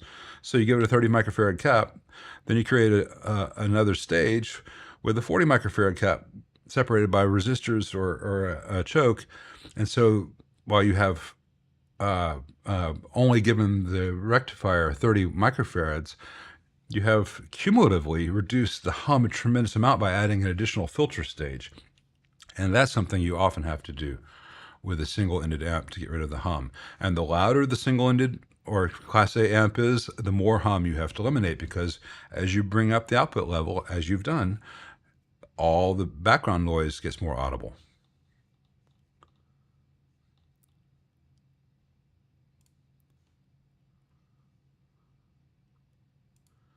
I don't have any thoughts on the DSL one. I forget which one that is. Hey, Jeff, thanks. Appreciate that, man. I always love reading the text descriptions of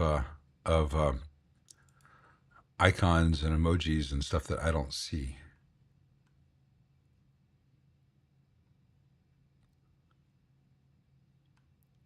What are my thoughts on going to 6L6 tubes instead of KT66 and a JTM45 with bias readjust? You won't hear much of a difference. You'll hear a slight difference.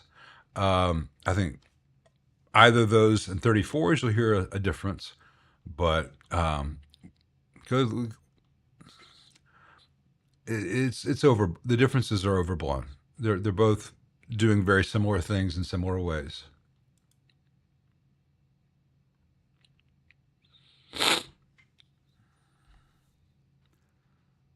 Do I prefer analog or digital delay? You're using an MXR carbon copy. I much prefer digital. Digital has so many advantages over analog, and I've done my time with analog, and I've done my time with old digital, and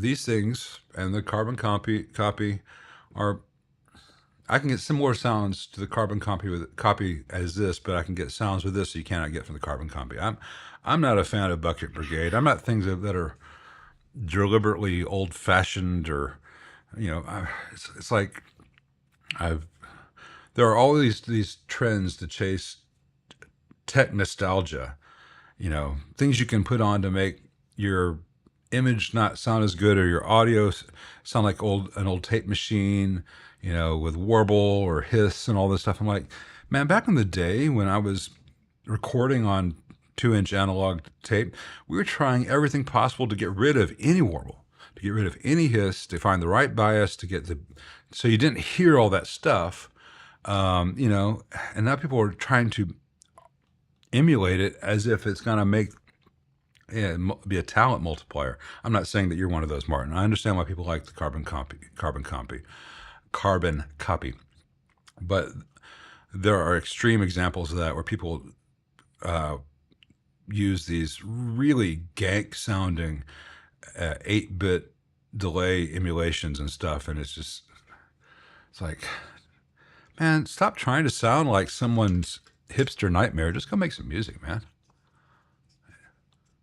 Sorry, personal soapbox. If great quality is possible, why not achieve it?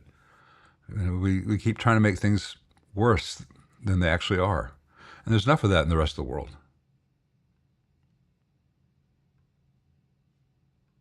I like Dos Equis Amber a lot too. I don't like Stella very much.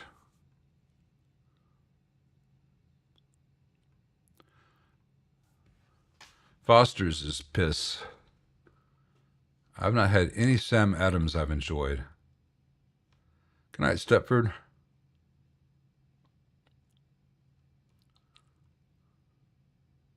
Joe Rinaldi, a little flashback. This is the latest version with a true button and true bypass and the mash button. I've never found the mash button useful. It's a really good sounding little delay pedal.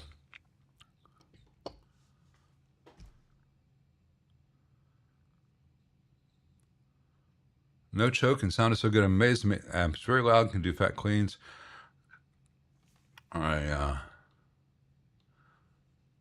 First amp I've built or played that makes Strat Telebridge pickup sound just right, plugged straight in. Well, is that really that difficult? I think not.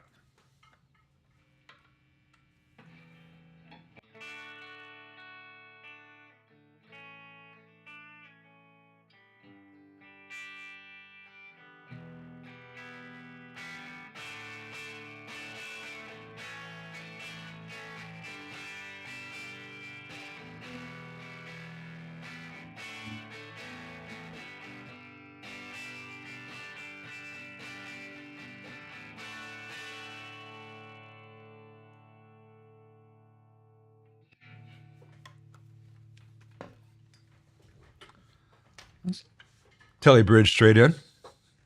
Sound all right to me. But I'm glad you're liking your little amp. And just get rid of that last bit of hum, you'll be very happy.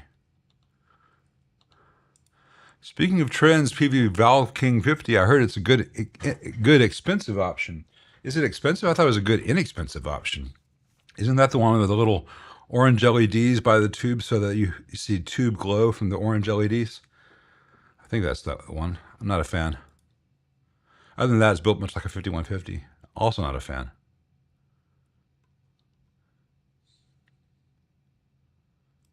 Are you alone in thinking Pacifico is better than Modelo or Dos Equis?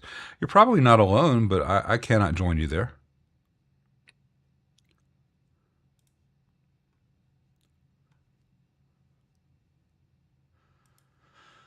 I have tried different value bright caps on the AB165, and remember that the 100 picofarad value, or 120 picofarad value, was chosen because the amp was designed to be sold with a Jazzmaster with flat 11s on it. They'd sell you a Telly or a Strat if you insisted, but they really wanted to sell you a Jazzmaster.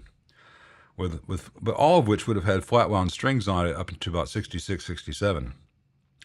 And so that bright switch was designed in '63 to make flat wounds sound warm, sound less warm. So let me turn the tone down until I get about flat wound response in the middle.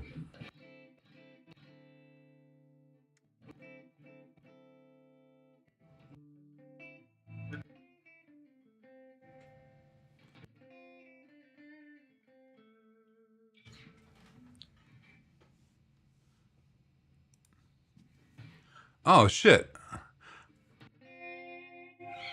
Sorry, got out of sync with my switcher. God damn it. So here's about where this guitar would be if it had flats.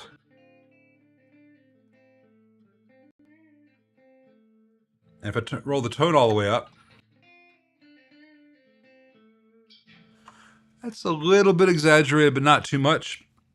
And it's just the answer that flat, no guitar sound now? What the fuck? Just a second.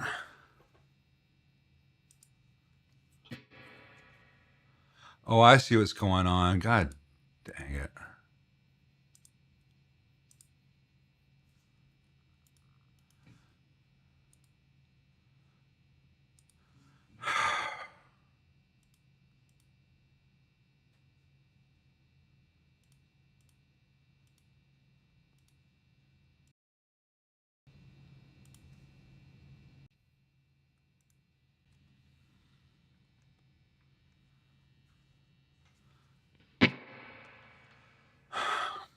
Try this again.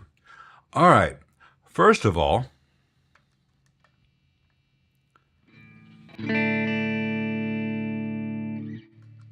this is about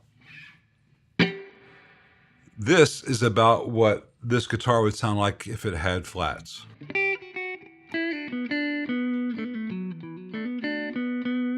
And this is with the tone all the way up, with versus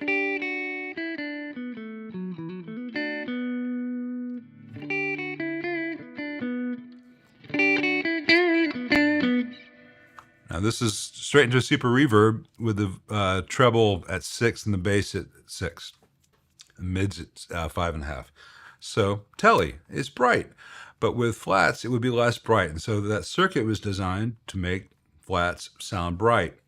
It's a little too bright for round wounds. Let me play that for you now. So here, bright switch on. That's terrible, isn't it? But if I roll down the volume, I roll down the tone.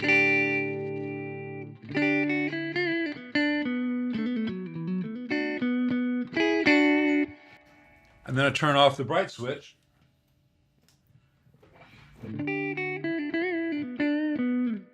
So whether you change the value of that resistor or that cap or not, remember that it was designed to take the mud off of flat wound strings, but when you use it with round wound strings, it can be way too much. That's why I usually just leave it off, but you can't, and I don't think it's necessary at all with Stratotelly with round wound strings. And before, when I was playing, you didn't hear it, and I was saying straight in with the bridge sounds pretty good.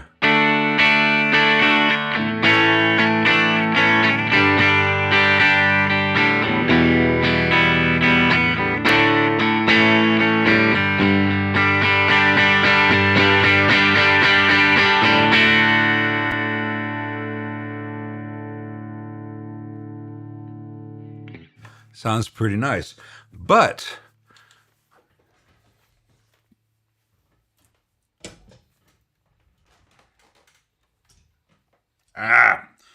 need a third hand. Come on, cable.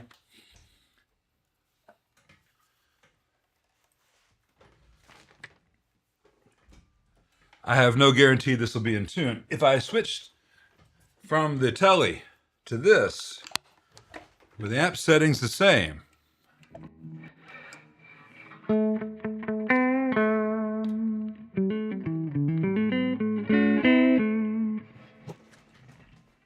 to turn on the bright switch.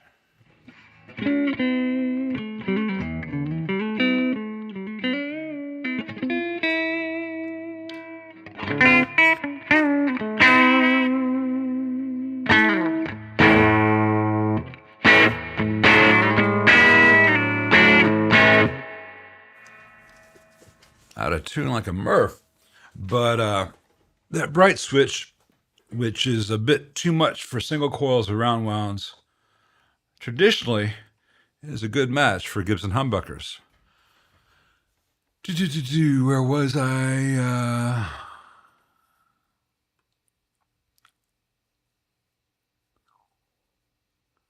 Dan D, where was that?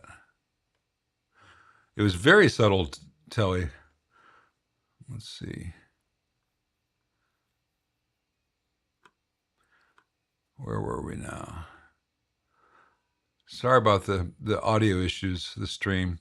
Had everything set up and then it just went to hell, which makes me so happy. You have no idea how much I like making mistakes in front of people. I think I'd be used to it by now. Let's see. Hey DK, just bought a new DSL 40CR on any channel other than clean. I get a weird fizz rattle, like something is touching on the speakers and notes decay.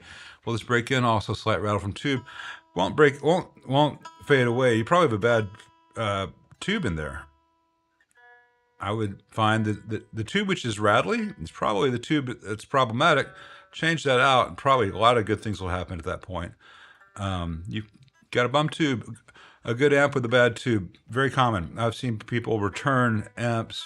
I've seen reviews of amps on like Sweetwater and other sites where like, amp was noisy, amp buzzed, returned it. It took 3 times to get one. It wasn't the amp, it was the $20 tube, not the $600 amp that they shipped back 4 times. It's just ridiculous how people don't understand that tubes, wonderful as they can be, are glorified light bulbs, and they don't really like being shipped FedEx or UPS or put in trucks or dropped on your front porch, and yet that's what we do, and then we expect them to hold up, and they don't always. You can hear guitar now.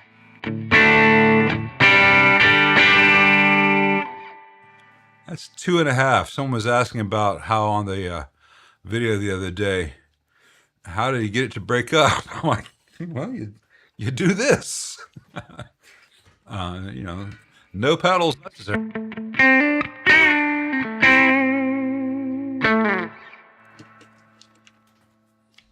Now, if I were really playing that overdriven, I would not have the reverb up that much, but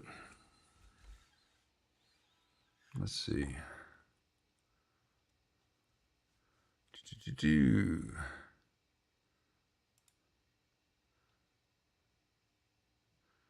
Amp with 550 volts on EL34 G2 uses the PT secondary bounce voltage and series caps. Whoa, okay. Interesting.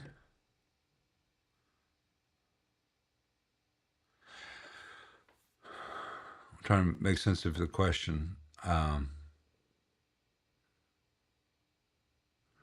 All right.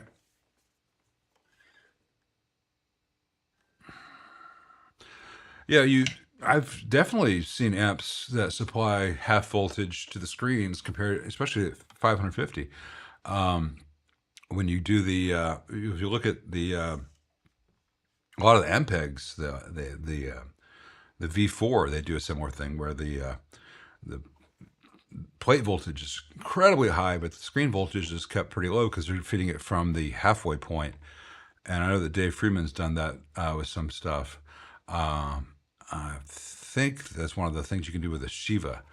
I'm not sure what your specific question is, but yeah, that's that's one very common way to keep the screens sane with a high plate voltage.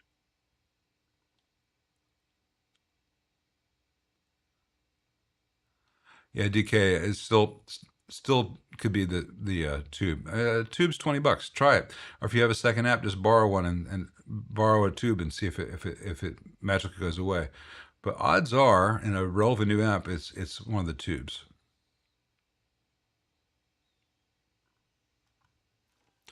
Marshall is all about the fizz. Not necessarily. Most are. Doesn't have to be.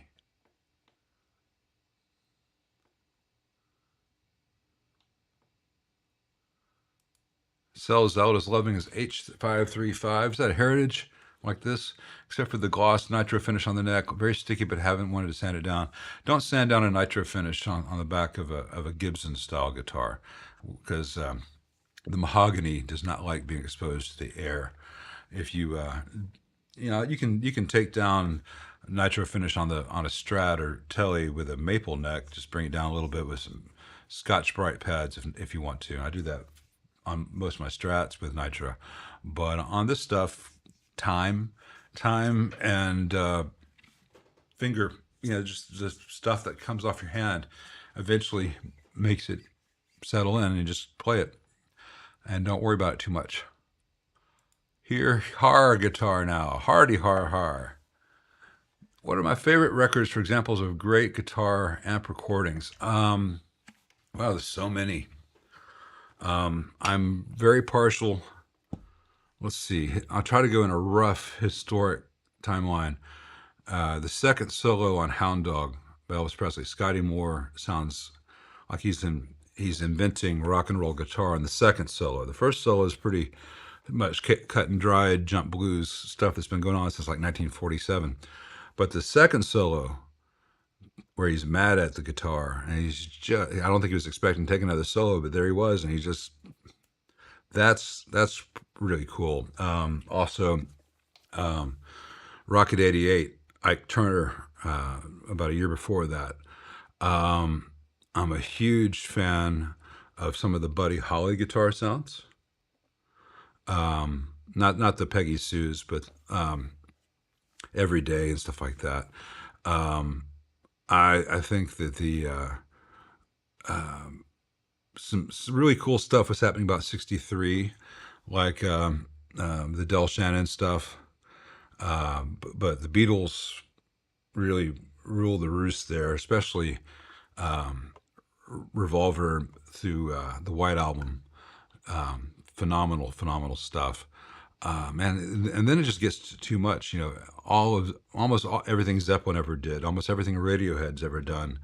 Tom Petty and Heartbreakers, Wilco, certain periods of U2 up through 89, Joshua Tree especially, and Unforgettable Fire especially.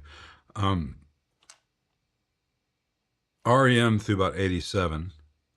With occasional wonderful things happening after that. And, Steely Dan, whether you like or dislike the music, the guitar sounds are crazy good. Everything from the very cleanest of the clean to Carlton on Kid Charlemagne. Earth, Wind, and Fire has got so much great stuff. Prince had so many great guitar sounds. And all the one thing that all these guitar sounds have in common is that none of them sound at all like each other. So, I don't know if I can tell you anything more than that. Let's see. And Stevie Ray Vaughan and Albert King and so much of the stuff that Booker T and the MGs did. Oh, and everything that the Hodges brothers did over Royal Studios on the Al Green records. Man, like Love and Happiness, that is one of the sweetest, sickest guitar sounds ever. Hey, Arky Steve Smith, thanks so much. Has my 335 had the wiring modded, and so what mod did I do? Yeah, I changed out, these are the stock Memphis Heritage pickups, the MMH, whatever they call, which I thought I was going to change, but they grew on me. They're a little bit mid-rangey, but they've grown on me. I changed out the pots for the Mojotone vintage tapers, and I changed out, I did all the wiring. I've got a video showing how I did the wiring, and I just did it all the way I wanted it to be done, and it sounds good.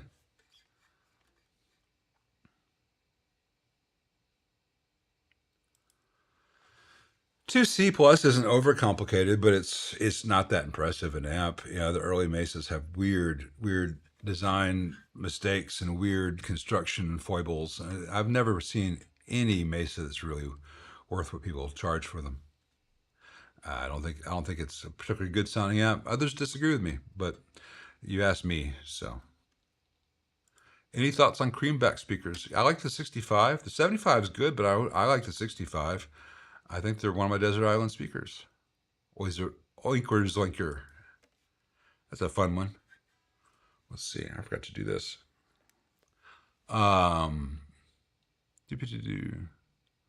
Hey, green balls. I don't say that lightly or very commonly. Watch the videos on the 39 Gibson amp with my friend playing the ES150 with this CC pickup, the Charlie Christian in it. Great. I discovered Oscar Moore as a result. Hey, cool. Hey, anything you can discover Oscar Moore, Oscar Peterson, all these great players from the time, and Charlie Christian, of course. You need to listen to Charlie Christian. I hope you have fun with it.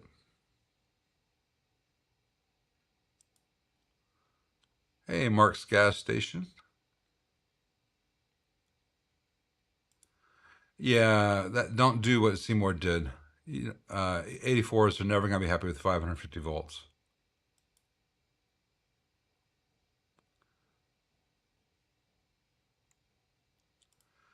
I have never built a AB165 with a 5E3 style cathode bias because you cannot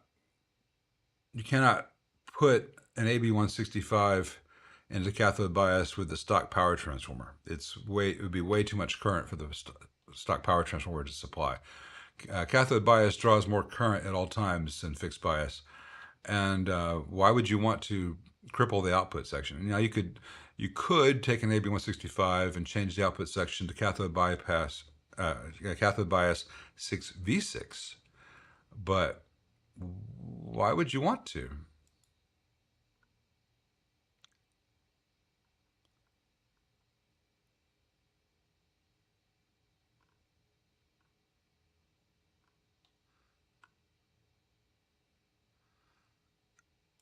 Yeah, the Mark IIc is still got the board tack soldered to the preamp tube sockets and still full of what do you call them? Tantalum capacitors I like to catch on fire. Still full of lots of carbon comp resistors that fail in places where anyone else in the world by that point would have been using carbon film at the very least, let alone metal oxides. It's the fact that Mesa puts a giant freaking heat sink on an area of the chassis where there is no heat or no components. It's just all marketing bullshit. It's just whatever people will think will look cool that they can sell. And then they slap engineering on the logo because they can't afford to put the engineering inside the amp. Hey, J.E. Armstrong, you could use guitar. You could play guitar through a car amplifier system. It just wouldn't sound very interesting. It would sound, in fact, it would sound very boring. A lot of what we do with guitar amplifiers is taking the signal that comes out of this and shaping it in such a way that we find it musically pleasant. The actual sound coming out of these things is kind of plinky and thin and not very interesting. And if you run it into a clean power amplifier, which is what most car circuits are designed to be, you're going to have a very loud, thin, harsh, uninteresting, unmusical sound. DI is not the DI sound can be cool in certain contexts, but it's not what most people look to for electric guitar sound. But you could do it.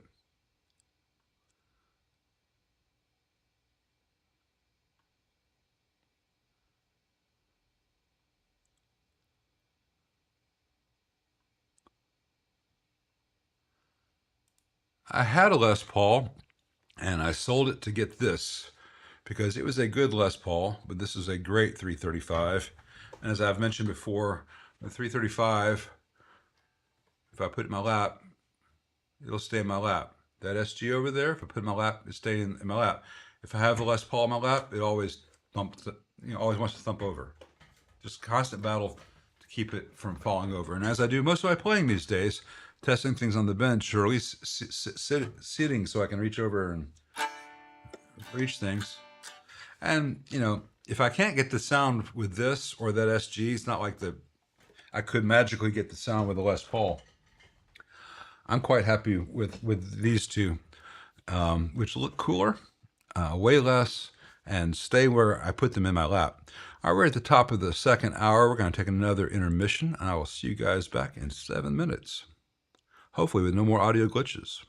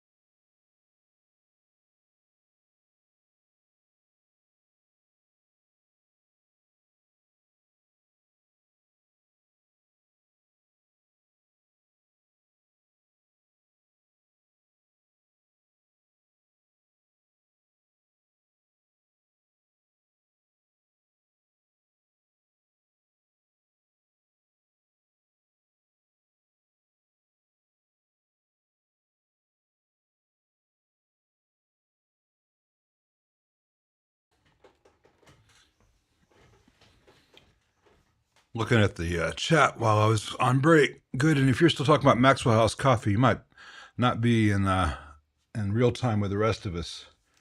Always make sure that your the live button is red on your screen, not white, because you're probably some minutes behind. Let's see, where were we? Zoinkers, happy with a 75 creamback and a Hot Rod Deluxe. Yeah, that'd be a good pairing. Paperback Rider is a great tune.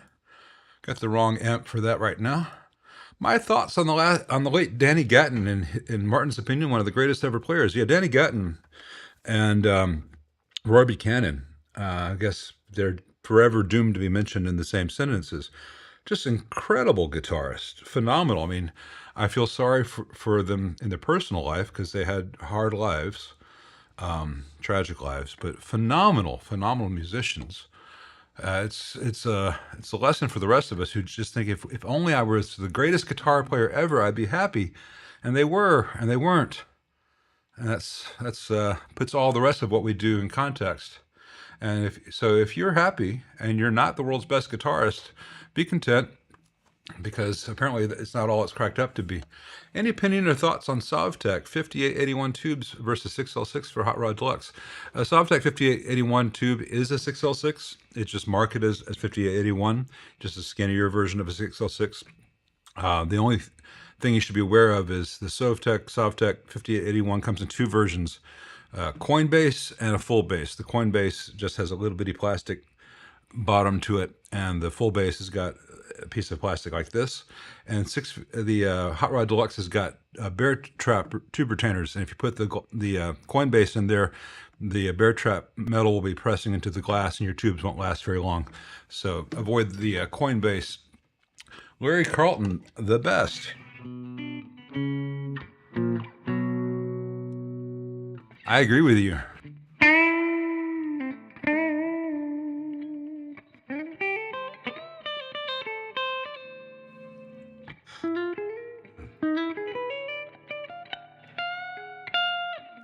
Can't play right now. I'm thinking.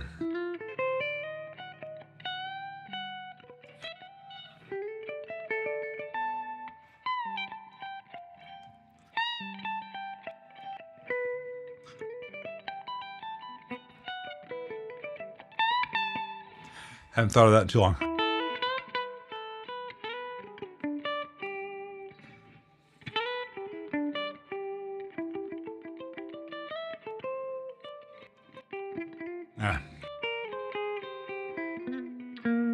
That's the one I always have to practice again and again. Ah.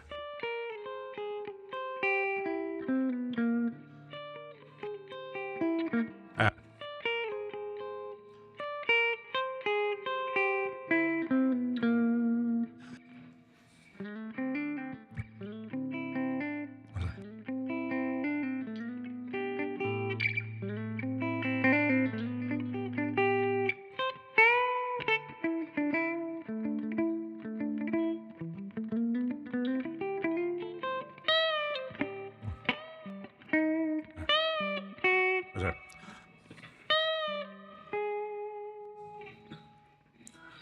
Forgot. Things that I have used on.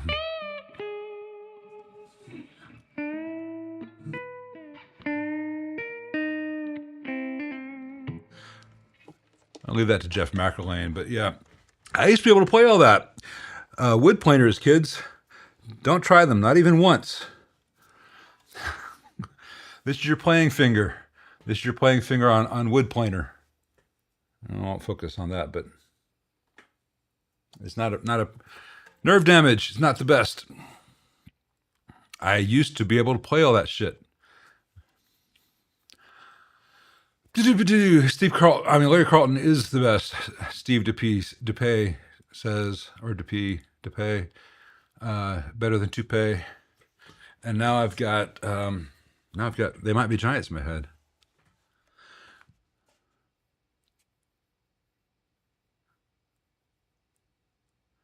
Best place to buy high quality 6v6 tubes. I don't know if it's the best place. One of the best places is Tube Depot. I use them all the time, but then again, I'm located in Memphis. They're 20 minutes away from me.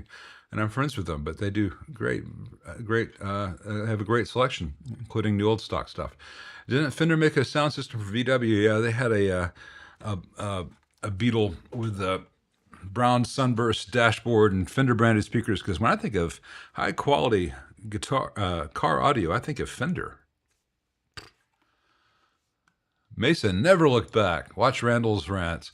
Well, that's one way of saying that they never tested their designs before releasing them into the public. They never did any R&D or improve the products. That's true. They never looked back.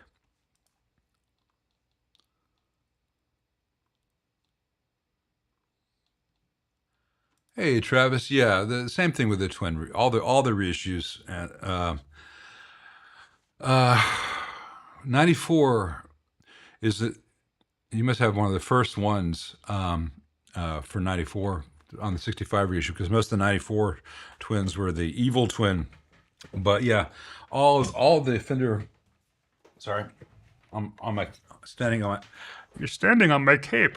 All the 65 reissue series have the same issue and it's the same fix.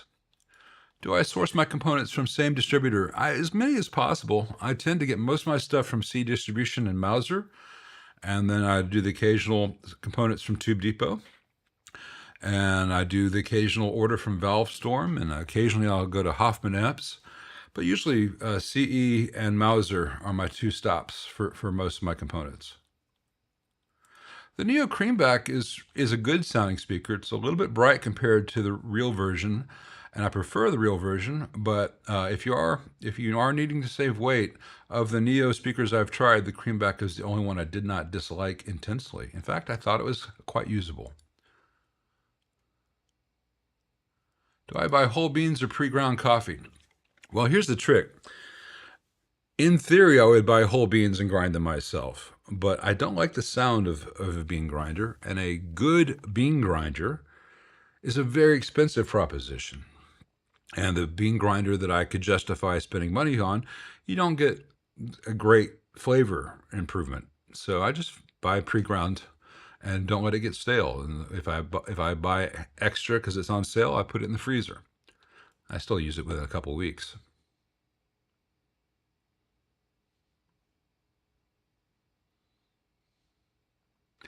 I had Gevalia Cafe. I thought it was a little too chocolatey. Whole bean fresh ground is the best way to go. But like I said, it's not just the quality of the beans, but you have to have a really good grinder, because if you don't grind it right, you're not going to get the benefit. And it's still a noisy thing to be around.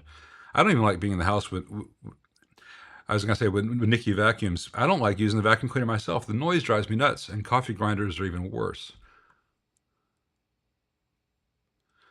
I don't want to get into the Mercury thing. I hope they all do well, but it's not the same. I don't have the same experience dealing with them as I did when Patrick was around, and I miss Patrick very much.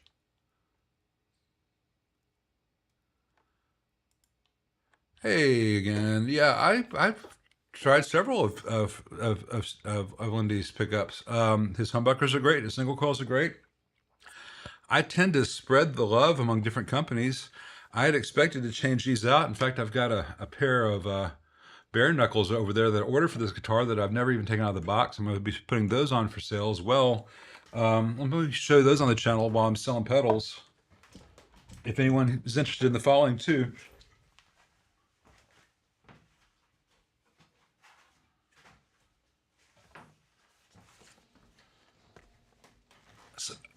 Pair of unused, still in the package, bare knuckle low wines. They're about $6.50 each. They're the Stormy Monday low wines. And I got a set of Mojotone quiet coil Fratellis that I've never taken out of the box. I'm going to be selling both of these as well. So if anyone here is interested in those, hook me up and we'll come to a good price, and save me the reverb fee and save you the hassle of trying to snatch things at a special price. And the bare knuckles have got nickel covers. Nice pickups, but I've not tried them in a guitar. It's a big commitment changing pickups in a 335, and these the Heritage or whatever Memphis Historic pickups, MHS ones, grew on me. But yeah, I've got the anyway. Back to the question at hand. I've got the Fralin P90s in my casino and love them, and I've certainly tried them others. I think that if you are with Lawler or Fralin, you cannot go wrong. I am not familiar with the Stone Roses Second Coming tone, Nomi. I am not a fan of the bass breaker amps because they have most of them have a auto bias circuit which fails, and when that fails, it's a very expensive repair, and it's a unnecessary error because a bias circuit should be by definition be very simple and reliable, and they've complicated it and made it unreliable, and that's a bad thing in an amp. And the build quality in general of the bass breaker series is not good, even the models which don't have the auto bias setup. So I'm not a fan of them. I have a friend who's a great musician who has a bass breaker, and he really loves it. But as I've mentioned in other streams, he's also the kind of guy that if his $500 amp dies, he'll just get another one. It won't affect him. It's not a hardship for him. But if the cost of one of those amps to you is a factor, there are better ways to spend your money. For second coming tones, see Jimmy Page basically. Well, it depends on how loud you want to be. If you just want to sound like that, I'd say AC15 C1. In the video the other day, where I was just showing me changing the cathode bypass caps and bias stuff on this Super Reverb. The three clips that you're hearing, first section of the audio was Christian Kitterman playing through his Victoria Super Silver Sonic, which is like a Tweed 5E3 kind of thing, and then him playing through my Sonic Excalibur, which is kind of 62 AC15. But the third one was Steve Selwich playing through his very slightly modded, but you could get there pretty close with the stock amp AC15 C1 using this 335. And it's just full of pageisms. All those sounds are there with the right guitar into an AC15. And his even has the lowly greenback, not even the blue. His hands are a big part of that. But, and that was a used AC15 I think he got for $400. I did about $100 worth of work on it, and he plugged in straight 335 straight in and got all those sounds that you hear on that. So listen to that video the other day, and you could, in that video, there's description, there's a link to the original video where you hear it without the reverb I added, and you can see what his hands were doing when he's making those sounds. But that was all live. And I think if Jimmy Page were here playing in this room with these dimensions, he'd be thrilled with the AC15. He would not want to have used his Marshall Majors. That's fine if you're either playing at Madison Square Garden or on a soundstage in England, pretending that you're playing live at Madison Square Garden. You didn't hear it from me.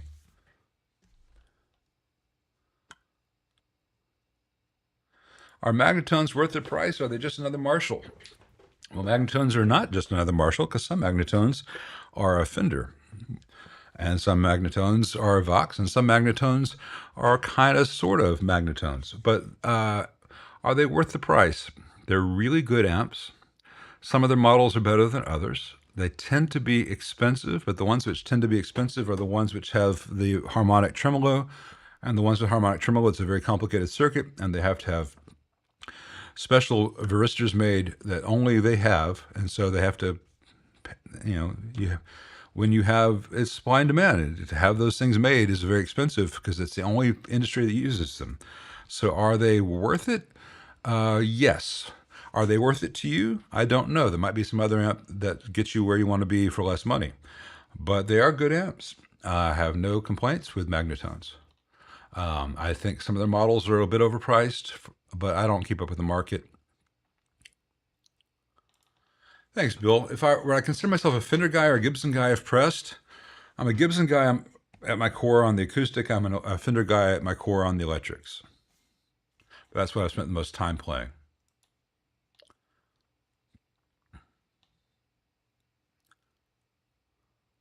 Is there a way or amp alternative to get a pseudo Boogie Mark II B style of Santana gain. Yeah, man, almost any big muffin to a clean amp will get you that.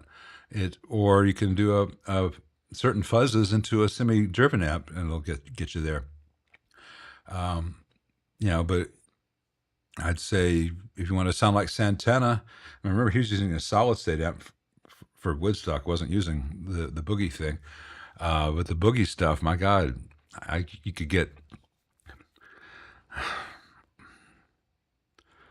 Are you talking like a Braxis? Or are you talking like the '70s stuff, or the more recent stuff? The more recent stuff, hell, you could just use a pod. No one would know the difference. It's so oversaturated. Does the quality of capacitor and guitar's tone control matter? Like fancy paper and oil caps? No. Well, the quality matters. It can't be a crappy, as in physically failing or faulty or unreliable, but it's just the value of capacitance. It's a very simple network. It has resistance and capacitance. Those are the two things you play around with.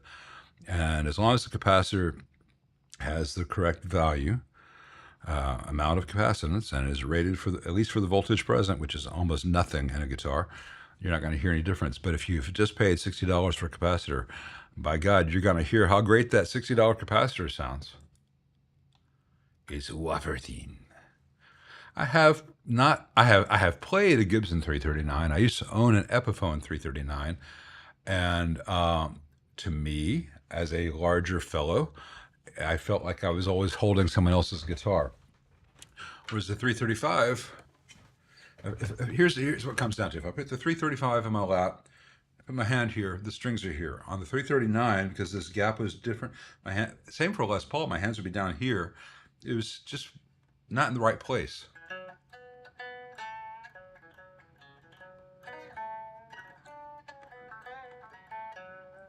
And, where my elbow hits, this feels good on this, on a 339 scale, which I had the Epiphone.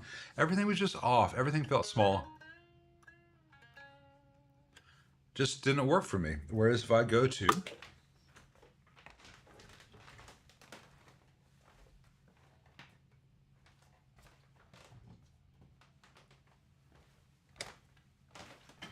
this,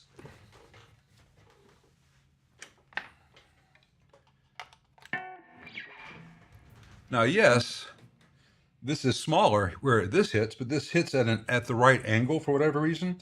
The bevel on this just lines up perfectly for my hand to be where it needs to be.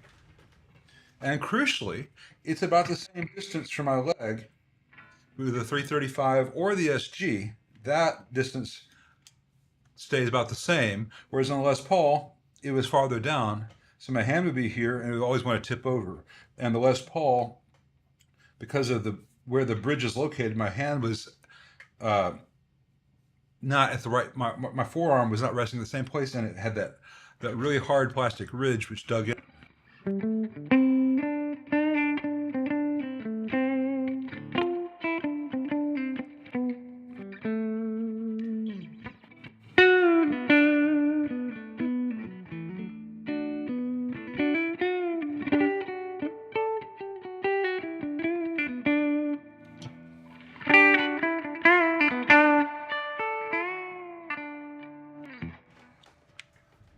It's like a big old fat telly.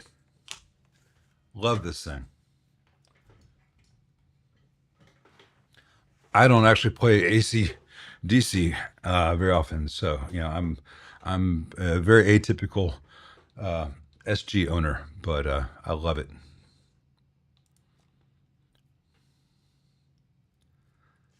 Just kidding, Charlemagne. That's right. Yeah. Look, if I were to sit down and practice for about 4 hours, the next day I could play Kid Charlemagne again. As it is, I remember most of what to do. But, there's a big difference between remembering how to play pool and playing pool. You can know how it all works as far as geometry works, but actually doing it is a bit different. Gibson GA35 RVT with two 7591s, both tubes lost vacuum, modern tubes with less than 100 hours. Something wrong with the amp can cause this. just bad luck with the tubes. To lose vacuum, that's most likely just bad luck, or there's something really wrong with the tube sockets, or if they have tube retainers, bear traps that are, I don't know. But to lose vacuum, that's an odd failure, because it's usually a structural problem with the glass rather than something electronically going wrong. I would not automatically feed in another pair of 7591s. I would sneak up on it and test it, but probably just bad luck. There's no way of knowing for sure. I would definitely take careful measurements. Thoughts on Joe Bonamassa? I know that he exists. He's a hell of a guitarist. I don't enjoy his music, but as a guitarist, he is fantastic. You know.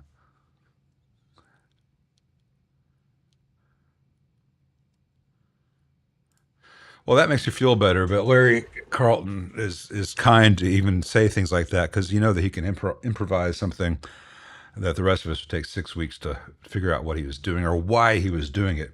I mean, the guy's got I have big hands, but he will just do these big piano inversion stretches, and he knows everything so well that he can just fly around the way that we might do. I mean, he just does these big stretch inversions. And I read an interview with him. He said he spent like a year learning every possible way to reharmonize autumn leaves. Most people learn one way and then they move on to the next more exciting song in the songbook. But he figured out every possible way he could ever reharmonize that one song, and with every kind of finger voicing he could come up with. Then he did it again and again until it was all muscle memory. And then he figured out how to transpose into like 6 different keys. And then he moved on to the next song. So, we want to play and sound like guys like Larry Carlton, but most of us aren't willing to put in the work. Even if we would be capable of it, we're way too lazy to be good, to be a genius like that,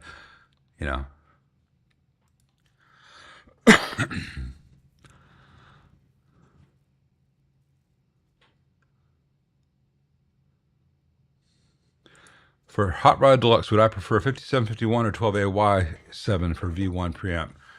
I would go 5751 for V1 and 12AY for V3 and 12AX7 for V2. Are 550K pots worth the cost to brighten up a Les Paul with PF style pickups, or is it more snake oil? It's not snake oil, but all it is they're buying a whole bunch of 500K pots and sorting them and then getting the ones that are closest to 550K. So, they are more expensive because they're rejecting a whole bunch that are only 500K. Whether or not you'll hear or notice any real difference between 500K and 550K is depends on the amp you're playing into, what the pickups are, and what picks you use. If you use a thin pick, you might hear the difference. If you use a thick pick, you might not, or might be very subtle. If you pay extra for a pot, you will hear the difference. You'll hear a huge difference between 250K and 500K. You'll hear a huge difference between 300K and 500K. You'll hear a difference between 450K and 550K.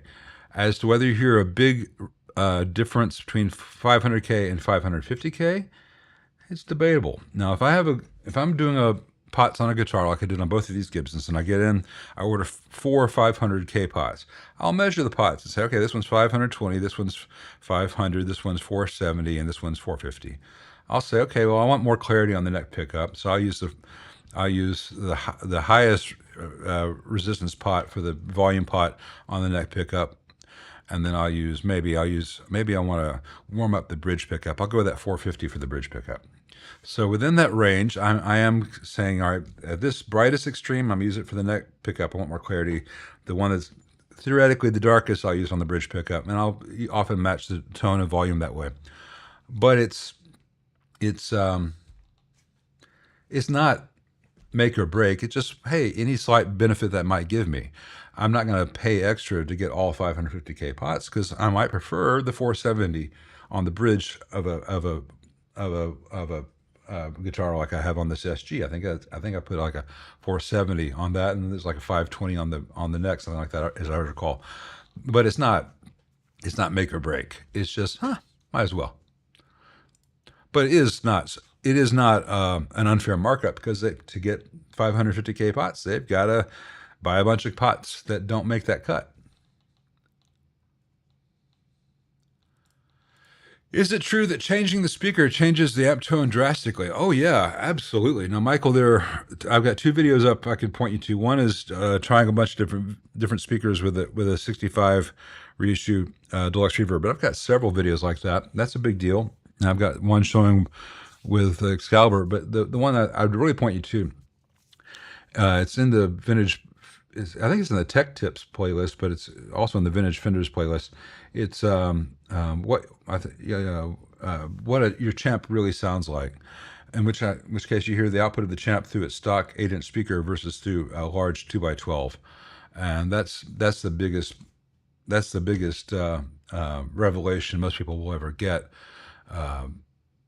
People don't know what's coming out of their amp versus what's coming out of the speaker. Everything we're doing is playing a speaker. Everything before the speaker itself is just a way to move the speaker, to make the speaker do its thing. So you can have the world's best amp into the world's worst speaker. It's going to sound like crap. You can have a pretty bad amp into a really good sounding speaker. It'll probably be passable. It doesn't mean that you should have a crappy amp and spend all your money just on a speaker, but these things have to work together towards a common goal.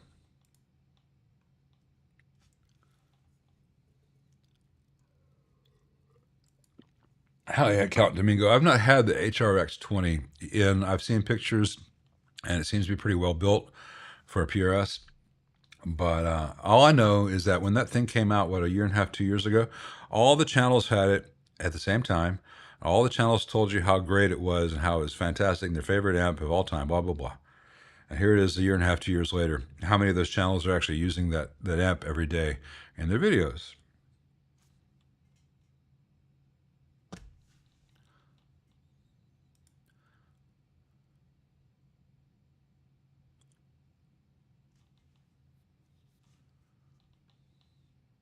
Let's see.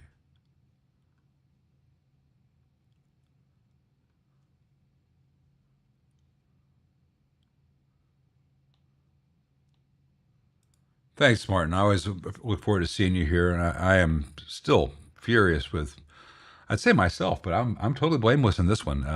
I'm just the vagaries of plug-in life, man. With the audio going weird earlier.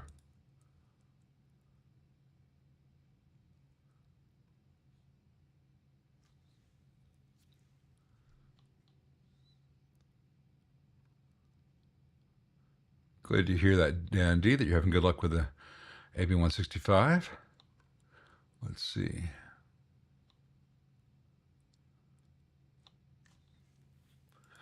Well, good. My favorite pepper grinder is actually a Turkish coffee grinder. If to bring this whole conversation full circle, it's a big brass cylinder, and it's designed for grinding coffee, which makes a very fine grind. And I don't have the patience to hand grind coffee beans, but it does fantastic on black pepper. And because it does such a fine grind, you can't control it. It's a fine grind. Because it's such a fine grind, you get such a release of all the oils and the flavor. It gives a very intense pepper flavor. But you can't do coarse grind with that. But it is if I want to really taste the black pepper, that Turkish coffee grinder just makes it like, hey, you want pepper? Pepper!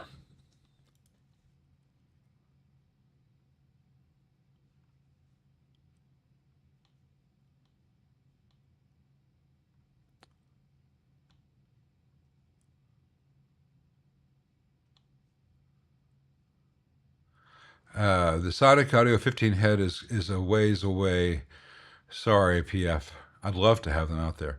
I cannot tell you much, or if anything, about the Soldano SP77 preamp, because I've never had one or I've never played one, Peter. I've played and worked on quite a few SLOs and other hot rod and other Soldanos, and the things I can tell you is that the ones that came in for service came in for things that just normal wear and tear that could happen to any amp. None of them had any failures that were bad design or something Mike Soldano did or did not do.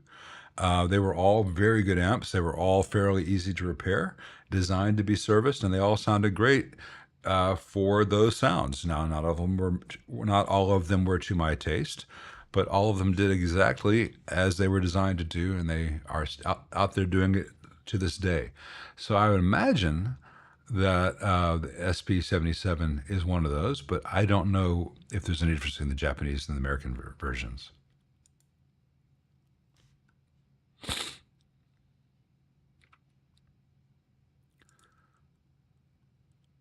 Hey, Bill Lavonda, I answered this. Don't use the effects loop for gain pedals. Use the effects loop for time-based effects. Just have your amp turned up so that you have your raunchy sound.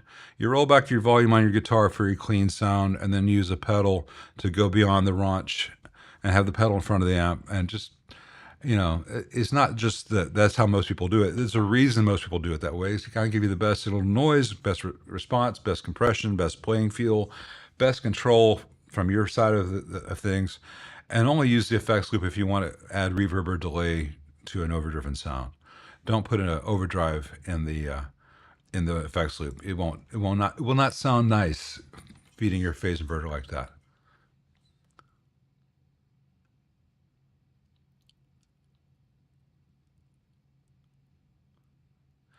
Hey, YGen Session 1.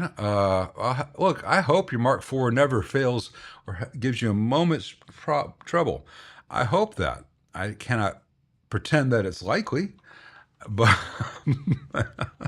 and it's going to sound better than the Katana Artist. But the trouble is, the Mark IVs are so expensive to have so many problems, and it kills me that the company got away with it for so long. But I hope that you never have a moment's problem with it.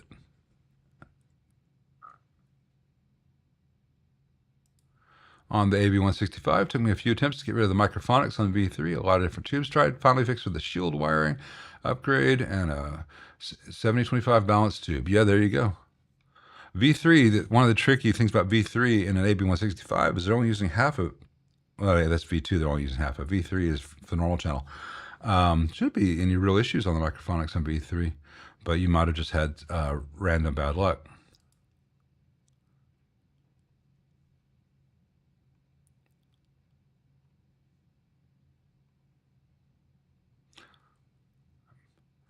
I remember Love Spreads, but I don't know that much else about Stone Roses. I need to check out this player you guys are talking about, John Squire.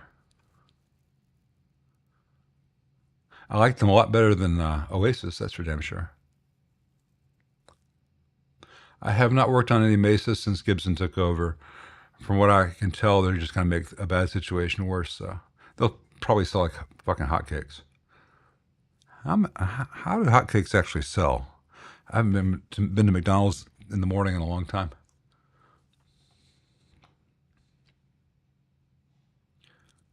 Is there a JTM45 type amp with EL34s? Yeah, get a JTM45 and put EL34s in it. Just need to rebias it.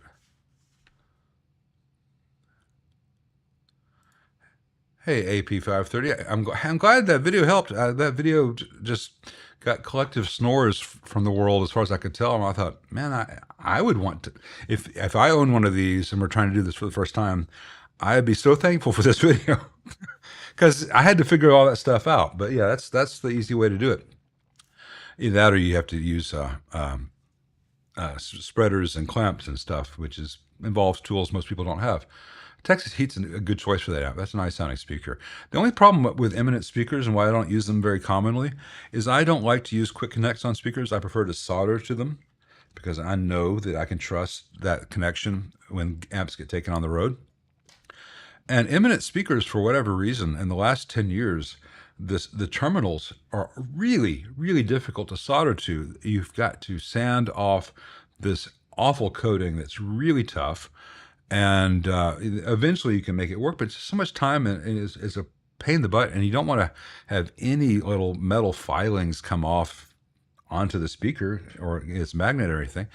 They're really designed just for quick connects, which I don't like. So Celestion, Warehouse, almost any other brand, Weber, you can solder those terminals real easy. Most of them are pre-tinned, just flows beautifully. Eminence, you've got to really want it. So, but some of their models, like the Texas Heat, really do sound good.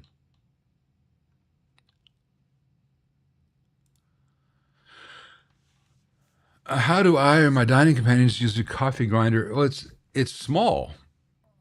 Shall I show you my pepper? Let me show you my pepper grinders. Why not? We haven't done that before. I'll be right back.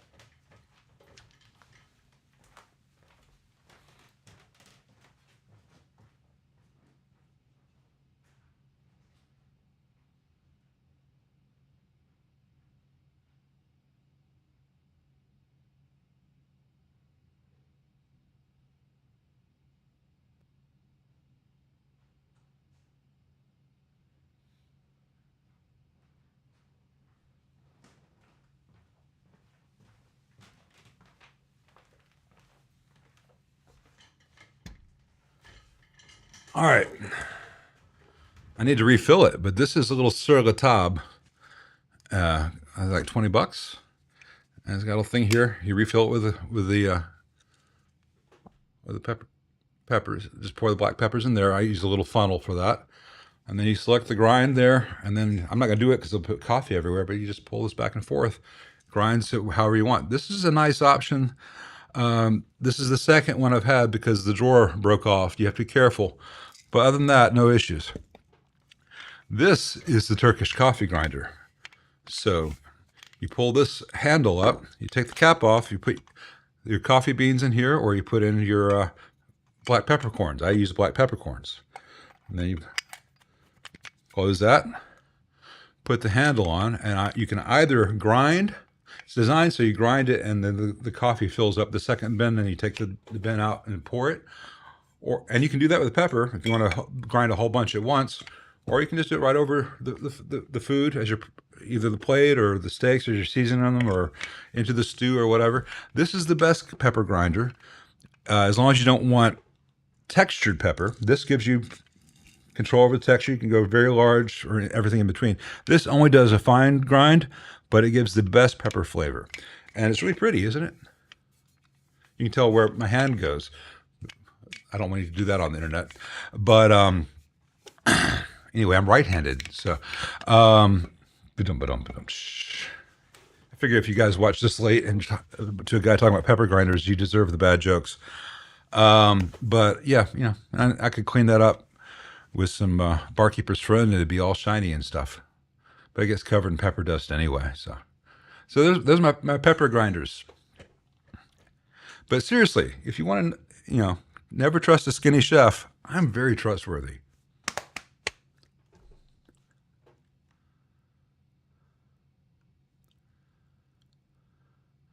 What's a better 6v6 option? Clear bell-like response in a 65 reissue Princeton. Hey, you can get that, the bell-like response with the electroharmonics or tongue saws.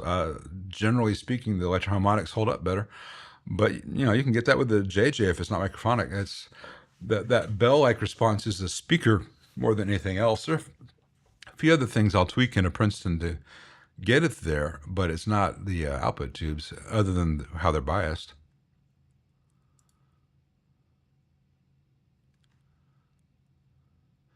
I never went to see Alan Holdsworth play live. I would not have. He's a person that I can admire for his technique and all that, but I've never enjoyed any of his music. A phenomenal musician, just not playing things that have appealed to me. I've never wanted to go hear the Yellow Jackets either. There's a lot of, I was bored to tears by Chick Corea's Electric Band when I did hear them. There's a lot of great music out there that doesn't speak to me. I don't like opera either. In fact, I'd rather go listen to Chick Corea than listen to opera, unless Bugs Bunny's involved. But I can't say Rossetti's a piece of shit. Yeah, just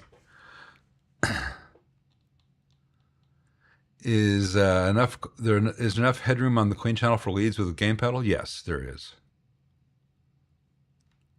I attach a drill to my pepper grinder when making meat rubs. See, Brad, I'm trying to get away from the dirty jokes, and you just drill down.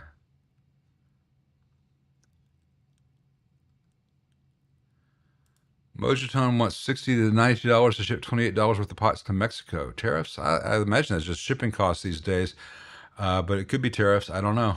I don't know what your options are. I imagine if you need to ship pots to Mexico or buy pots from Mexico, pots plural for anyone in the government listening in, best bet would be find some friend in Texas to order them from Mojoton and then have them ship them to you as a gift. I don't know how the customs things work there.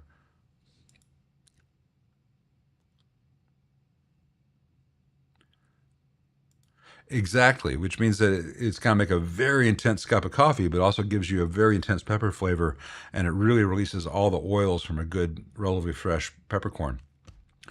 And it's I don't use it for things that I'm grilling because it's too fine, and I like the larger pieces for that. But man, if you want to make a big old mess of gumbo or something, it is just the essence, and it's the best way to get a good strong pepper flavor. You don't have to use as much pepper to get the flavor that you want either. Andy Telemantes fell asleep at a Chick Corea concert in 1974 with John McLaughlin. You fell asleep with John McLaughlin. Wow, did the rest of the band notice? No, seriously, I've never been able to enjoy most fusion. I just don't get it. I like white pepper too, but and Aleppo pepper and all kinds of pepper. But most of the time I just use black peppercorns for everything because it's the most commonly available, least expensive option. The same song. All right, last 10 minutes. So who else is going to make suggestive gestures with their Turkish coffee grinder for you, just for you guys? Remember, if anyone wants some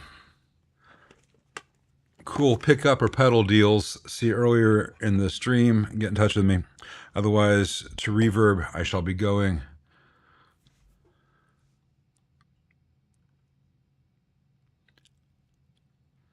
Any last questions? I think I got through them all this time. I hope I didn't miss anyone's questions. I think I got them all.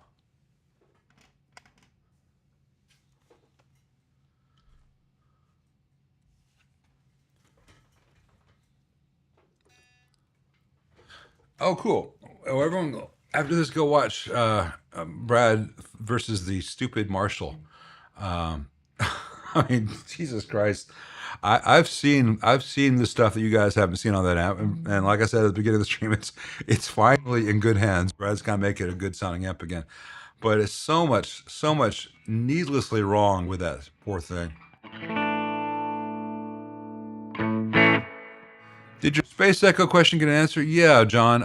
I don't work on Space Echoes. I have, and I would have to invest in a lot of specialized gear that I would use once or twice every 5 years.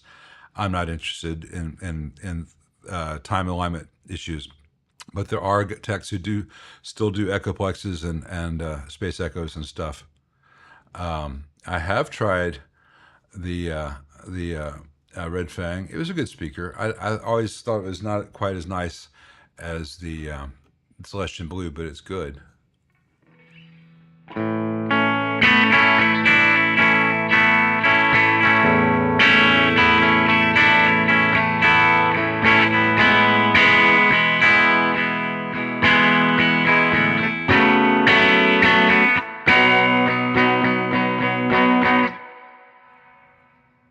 A little bit out of tune.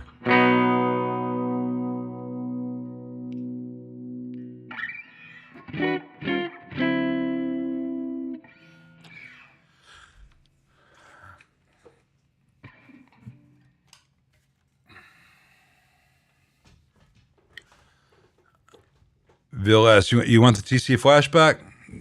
get in touch with me. Like I said, I'm not looking to make huge profits on these. I'm just kind of looking, see what these have been completing for on eBay and Reverb, and that's going to be the starting point, plus shipping to wherever. But yeah, it was the Birds, kind of, sort of, whole lot better.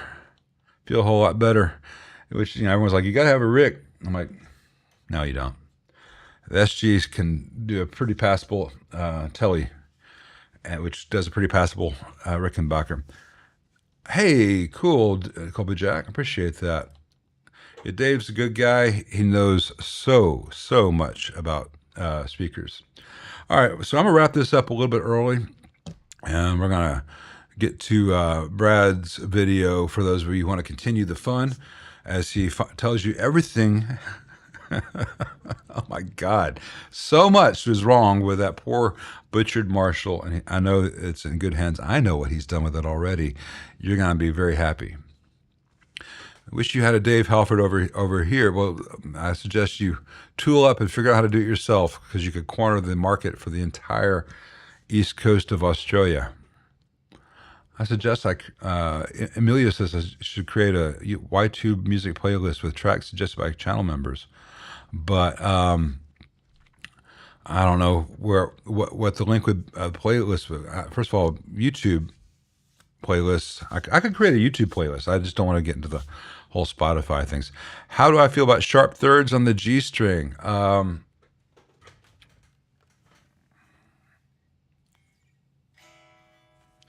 It's a constant battle.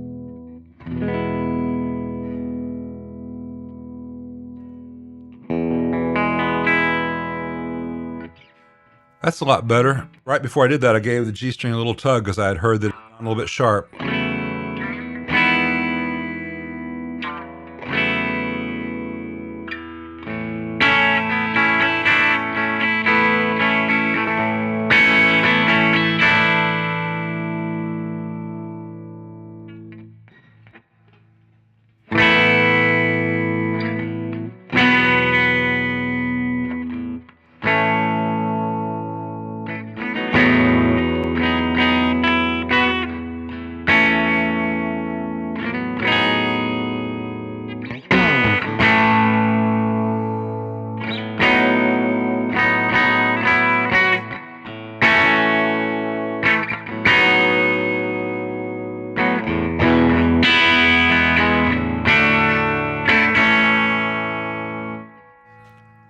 That's all there.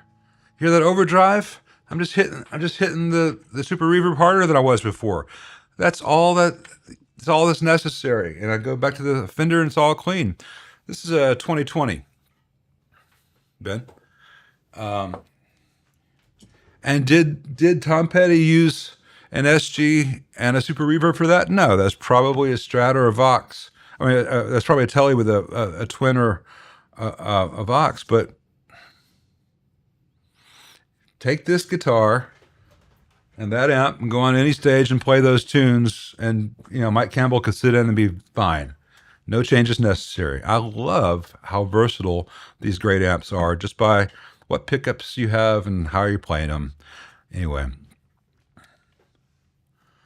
And Brad, apparently his video might be for members only, so check that out, Brad. If you're inviting all my peeps, you gotta make sure all the peeps can see it, man. Demont, the 68 reissue Fenders are not garbage after destupidification.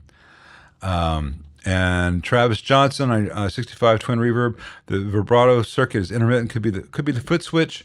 They also had a 10 microfarad cap involved in the tremolo switching. If that cap is failing, that could be the problem.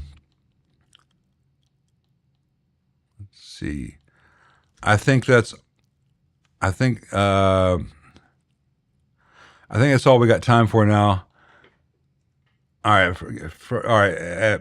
So in 4 minutes, Brad's video goes from members only to public. So, okay, cool. I